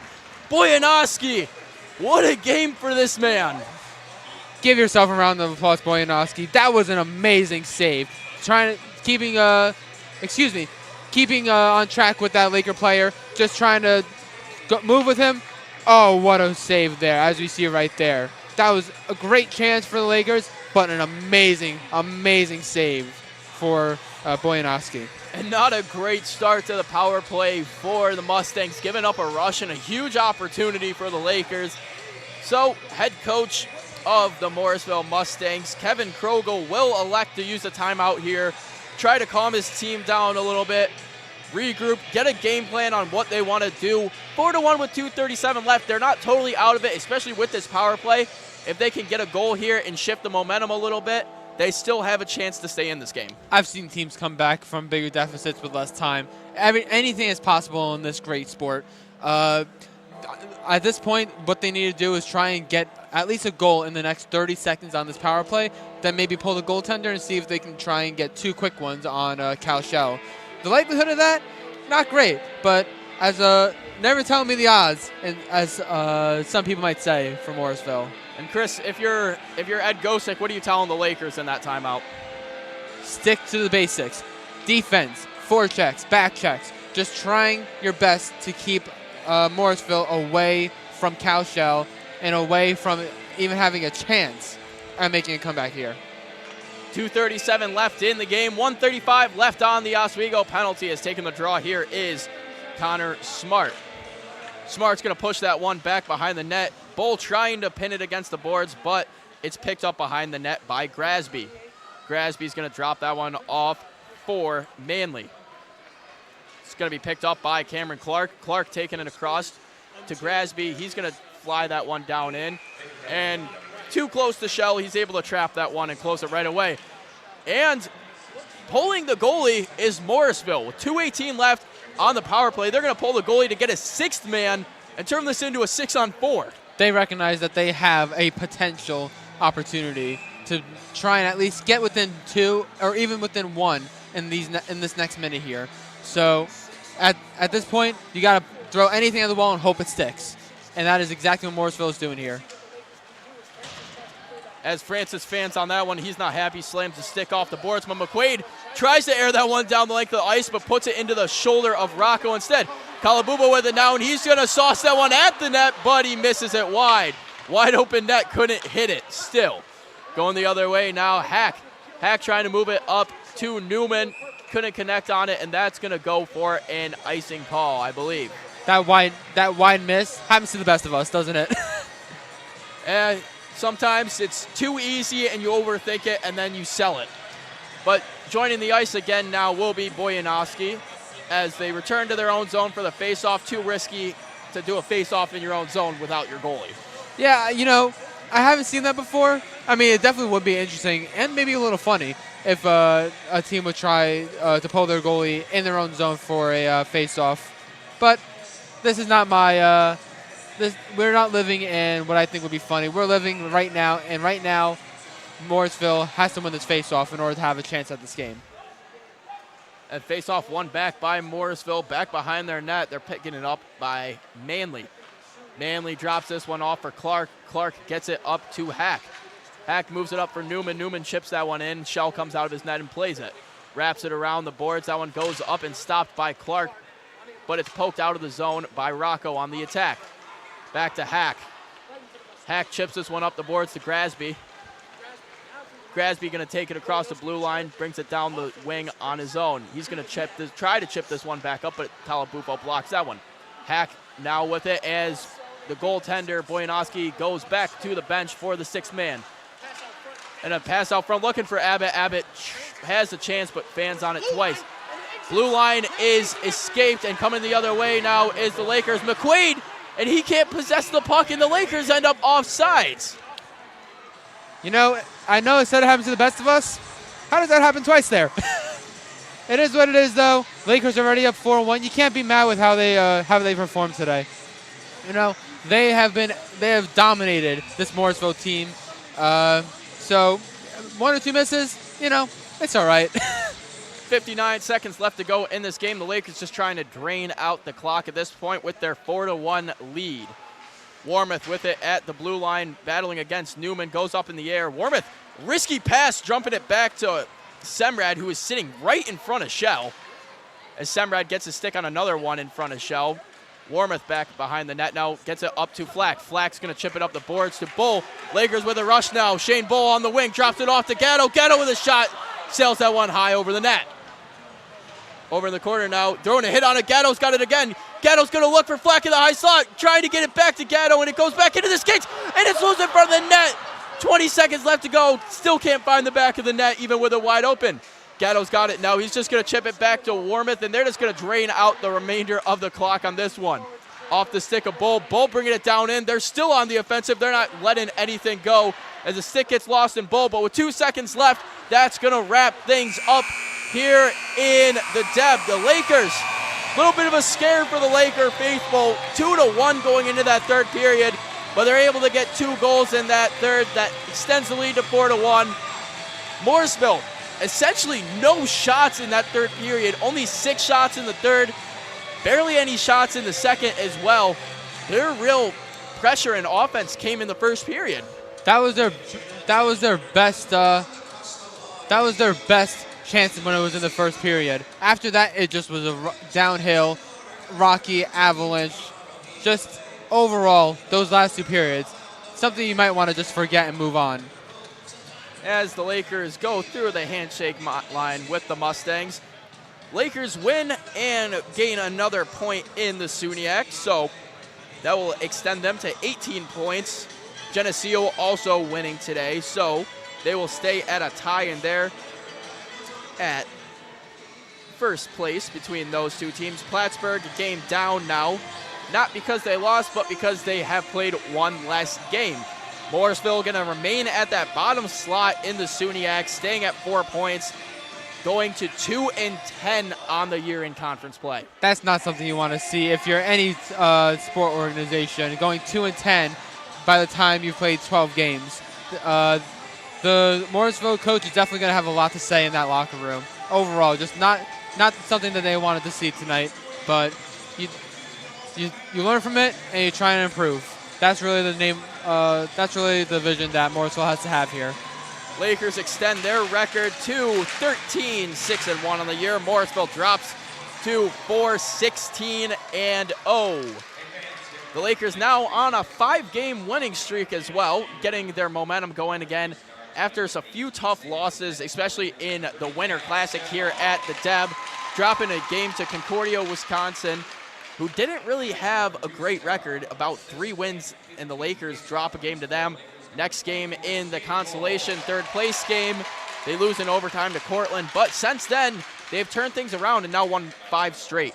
Yeah, I mean, everything goes through a slump. You look at some of the greatest teams that have played for any league, a lot of times they have gone through a slump and they get through it. The Oswego Lakers here, they've gotten through their slump. For their sake, hopefully it's the last one that they go through at all this season. But they've come out stronger and better, going on that 5-game winning streak. As I spoke to Coach Gosick yesterday, he made it a very clear and evident point that every single game from here on out is like playoff hockey. They can't afford any losses. They have to bring home every single point that they possibly can. Absolutely. I mean, any game in the SUNYAC is very important. You got to try and win as many as you can to keep that position you're in. And the Lakers take the win, and largely off of the 12-game point streak man, Tyler Fleck. So we're going to throw it down to the ice with Scott Brubaker's with that man I just mentioned, Tyler Fleck. Thanks, guys. I'm down here at the end of an electric game with Tyler Fleck. Now, Tyler, right now I have you at 2 assists with 2 points. This is your 12th straight game with a point. How are you feeling? Feel pretty good. I mean, said it yesterday. I think we found something special with our line, and we're just clicking right now. So let's keep that going until the playoffs here. Speaking of keeping it going, you're facing Brockport next week. How are we going to keep this momentum going? This is now your 5th win in a row. How are you going to keep that going? I mean, just playing our game. We got another game at home against Brockport. They gave us a good battle last time, so we know we need to prepare for that. I'm pretty sure they had a good game tonight against Plattsburgh. We don't know how they did, but I'm sure they gave them a good run, and we got to be prepared for them. Now, I asked Andriaki earlier. I'm going to ask you, what is one thing you guys can improve on going into the next game?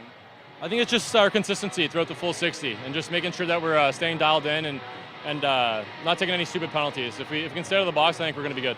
All right, anything else you want to say? Not today, no. All right, thank you very much. Good game. That's all for me down here on the rink. We're going to send it back up to the booth.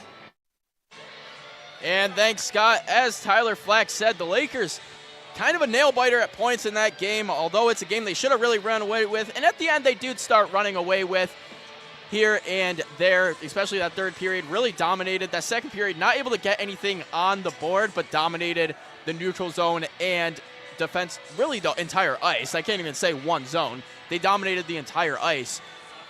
But they did have inconsistent points throughout that game. And like he said, they have to clean that up and become a full 60 team, especially when you have matchups like Geneseo and Plattsburgh coming up. Absolutely. I mean, those inconsistencies will come to kill. Excuse me. Sorry. Those inconsistencies will come and damage you and just overall bring your team effort down. So obviously, they should look to that to improve in those areas. But the way they played tonight was amazing in all aspects of the zone, of the ice. Yes, had a few inconsistencies, a little hiccup or two. But overall, just a really great effort from the Lakers here tonight. And for the Lakers, the ship keeps sailing when it comes to SUNYAC play. Only 2 losses on the year, extended to their 9th win on the season in conference play. But that's all for us up here in the booth. We're going to send it to break, and when we come back, get the post-game report with Jacob Bradley, Ryan Joyce, and Zach Mullema. Don't go anywhere. We still got plenty of coverage here on WTOP 10.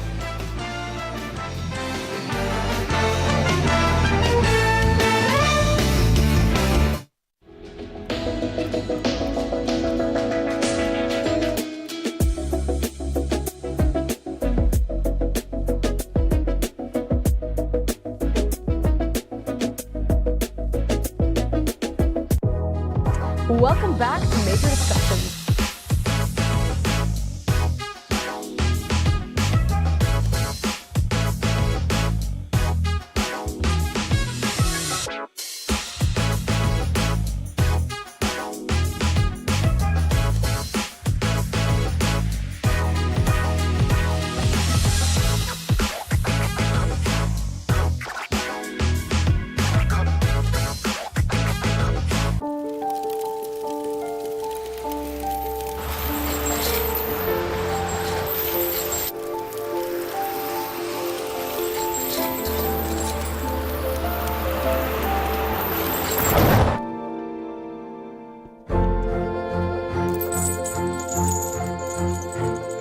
Did you know dragging chains can spark a wildfire? Only you can prevent wildfires. When I was in foster care, I never knew when I would have to move. So I always had my suitcase ready to go. Then one day I was adopted. My new parents opened their hearts and home to me. My parents cook my favorite breakfast for me every morning. My parents take me on trips I never thought I would go on. They gave me a home and an even better reason to use that suitcase. My parents aren't perfect, but they're perfect for me. Hey there, I'm Al Roker, class of 76. Yes, way back in 76. Back when the earth was cooling. You're watching WTOP.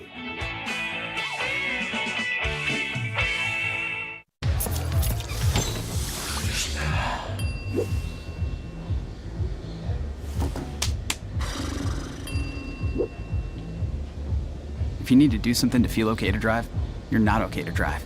Don't drive buzzed.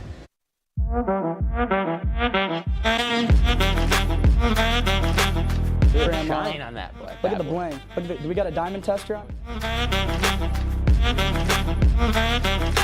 Yeah, that's getting bad. Yep. 10 out of 10 recommend on Yelp.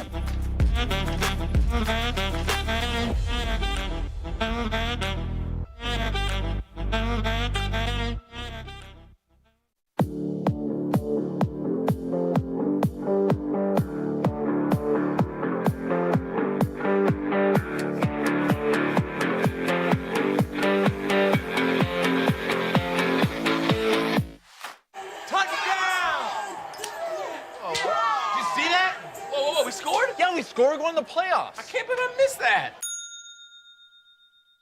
Every time I'm buzzed, I spend too much time on my phone. What? I should take your phone away. No. I'll call for a ride. Wait, why does my face look like that? I'm playing with these new face filters. Okay, you know what? Yep, that's mine. Kevin, I need that back. No. Kevin!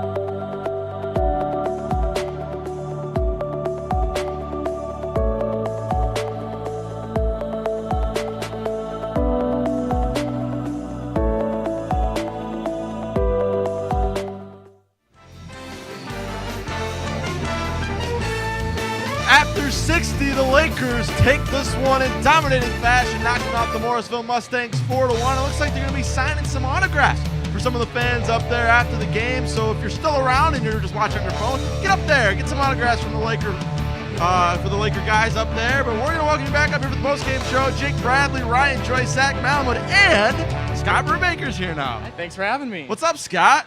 Doing fantastic. Hi, Scott. How are you? What's up, Scott? Amazing game. I'm so glad to join you guys up here. Awesome. Well, it was an amazing game, like Scott said. It was a quick start to this third period of action. A goal, 1 minute and 42 into it. We're going to take a look at it right now. It was scored by your player to watch, Mr. Connor Gatto. And Connor Gatto right in the middle there. Great awareness to get in front there, right in the slot, and was able to knock it past Bojanowski. That really set the tone early in that third period. And, of course, later on, we saw a Tyler Flack goal assisted by Shane Bull. I feel like we've said that a million times this year. And then, of course, another goal by Rocco Krulicki. No, and they did a really great job finding each other there in that third period. A big thing was kind of managing that neutral zone and getting the puck in their offensive zone. And they had multiple opportunities. Second chance opportunities is huge. And on a bunch of the goals there, the Flack one and the Krulicki one, that was huge for getting the win here at 4-1. Yeah, just an excellent overall game here. The little melt of everything that you saw in the third. Zach, I know we were talking about it. The goalie out there tonight for Morrisville. Run me through him.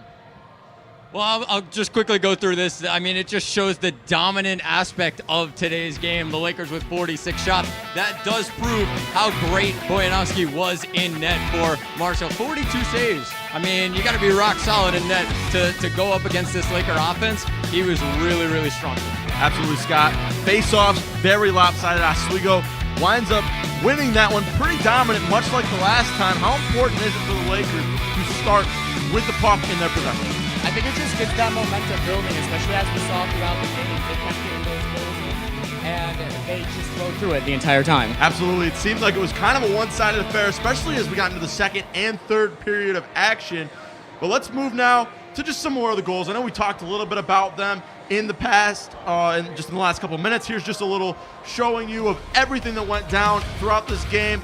The Lakers started off hot, Joyce, and like Scott said, they wound up going crazy. Four plus goals in 5 games. Yeah, as we've seen that graphic, this team is really playing some good puck right now. I mean, overall, offensively, have really turned it up a little bit. They average over 3 goals a game, but we've really been seeing it in these games huge. You know, in this game overall, I thought the hustle was great. I mean, we can talk about the whole weekend too. I thought physicality was great, and that turned into the offensive side. What do they say there, Zach? You know, they turned the defense into offense, and I thought that was huge here tonight for Oswego.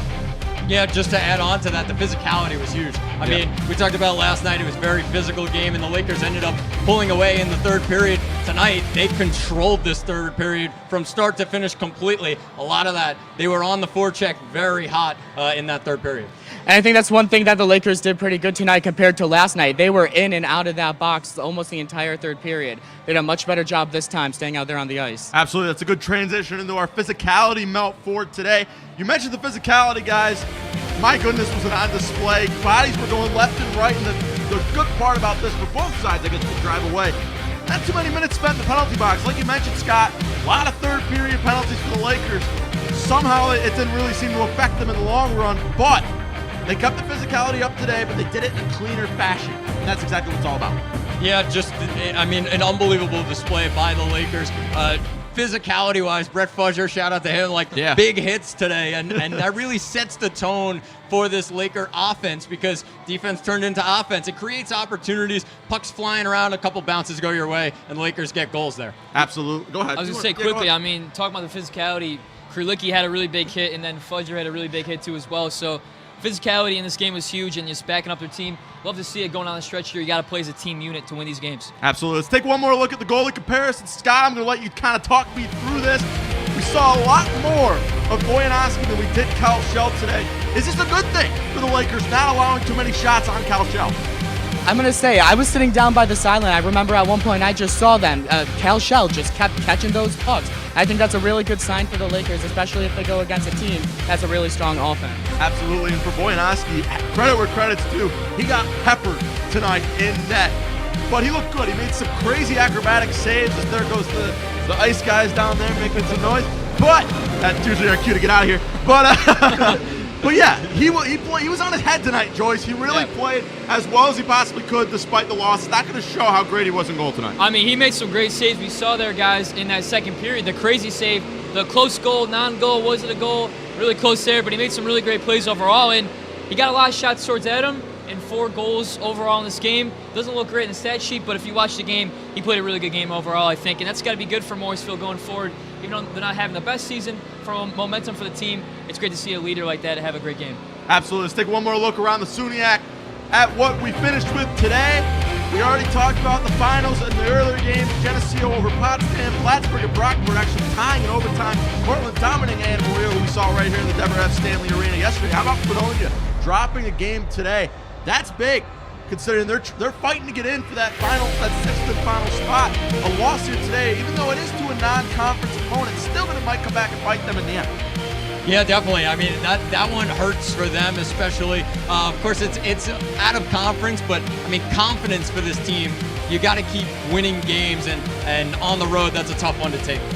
I think overall, just quick here. I think overall, I mean, for Fredonia and Brockport, I mean, it's the tie against Plattsburgh is huge, and then Fredonia, not to get that 1 year is going to be huge for the standings going on the end here. Now, one of the things I think to keep an eye on, too, at least for the Lakers, Plattsburgh and Brockport, that 1-1 game, we're going against them the next 2 consecutive weekends. Absolutely. So keeping an eye on that and seeing how we can do against them. Very good point. I mentioned in the pregame show, Brockport could be the disruptor in this SUNYAC. They already kind of disrupted things a little bit with a tie, and with that, we have an updated look at our standings. With the win tonight, the Lakers tied Geneseo for sole possession. Not sole possession, I guess it's not sole possession. But they're among the top in first place, 18 points apiece. Plattsburgh, if they had beaten Brockport tonight, we would have entered the same way that we left yesterday with a 3-way tie. That is not the case. They now find themselves down a point with Portland knocking the back door with 15. Again, and then, of course, Buffalo State and Brockport rounding things out. Fredonia right on the outside. This can go any way, Joyce. Yeah, it can really go any way. These teams are going to start beating up on each other, and these points are going to matter hugely. So I mentioned earlier in the broadcast for the game, a game against Morrisville doesn't look as significant, because the record isn't great, but these points are going to be huge going down the stretch because we mentioned Oswego, they got to play Cortland again, they got to play Plattsburgh again, they got to play Jenny again. They got a lot of big games coming up, and these points are really going to matter against these big teams, making that last run towards a playoff spot and also that top spot overall in the SUNY. Yeah, even for the confidence of this team, you can't drop one to maybe towards the bottom of the SUNYAC. Those 3 games you mentioned, those are huge. And the Lakers, they're on a tear right now in the SUNYAC. A lot of confidence going into those matchups. Absolutely. It's going to be interesting to see how we finish off. Scott, you mentioned it. What's coming up for the Lakers the next couple weekends? It's a home game against Brockport 1 week from yesterday. And then, of course, they go on the road to play the almighty Geneseo, a place where they do not win historically in the IRA. And then it's Potsdam and Plattsburgh for our whiteout weekend at home. What out of these games on here, Scott, do you think is the most important for the Lakers? I know that's a tough one. Oh, that's a tough one. You're good. Let me see. Taking a look at it, I want to see how they do against Brockport next weekend, to be honest. I think that momentum against both Brockport and Geneseo will carry them into the following big whiteout weekend. And one thing I do want to point out, that Brockport games, WTOP history, it's an all-women's broadcast next Friday. You beat me to the punch. It is, so you're not going to want to miss that on our end, but I'll talk to you guys real quick about the next 2 games. If they beat Brockport, then it's Geneseo. Potsdam, they seem to always kind of overlook, but Plattsburgh has become one of the juggernauts in this division. How important is it not only for the Lakers to take at least 3, but potentially even to win out? It is super important to win these games, and especially, we're talking about a game we're looking at. That Jenny game on the road there is going to be huge. And Oswego team, they're actually a better road team this year, I believe, than a home team. So it's going to be really interesting to see how they perform, especially a team who we think is playing their best hockey at this moment. And that Brockport game and then going into that Jenny game is going to be huge to see what this team's really made of, Zach. Yeah, I was going to say it kind of sets them up for the weekend after whiteout weekend. I think that Jenny game is massive. You get a point, maybe 2 points out of that. It really puts you in a good spot towards the rest of the season. 100%. Any final thoughts before we send it away for the last time today from any of the 3 of you guys? Anything? I think just quickly, it's a fun part of the season. I'm glad to be up here with you guys. I shout out all the crew here. I had 2 games this weekend, so we had the games yesterday, but 2 games today overall. So shout out the whole crew. I think got a really important stretch of hockey coming up here. I'm excited to be with you guys. Took the words out of my mouth. And yeah, I just got to say thanks for having me. My first time sideline reporting for a men's game, too. Love it. Great job, Scott. Great job to everybody. It was a busy weekend, so thank you guys for coming up strong, but it only goes up from here. So that'll do it from the Deborah F. Stanley Ice Arena. I always have one line and then I never know how to finish it. But from the Deborah F. Stanley Ice Arena, the Lakers knock off Morrisville State 4-1. For Jake Bradley, for Ryan Joyce, for Zach Malamet, for Scott Brubaker, for Kyle Spizak, Chris DeLuca, Director Mike Griswold, producer Kenny Gerard, and everybody that participated in the broadcast today. We wish you a safe travels this weekend if you're going anywhere. If not, we'll see you next weekend for some hockey.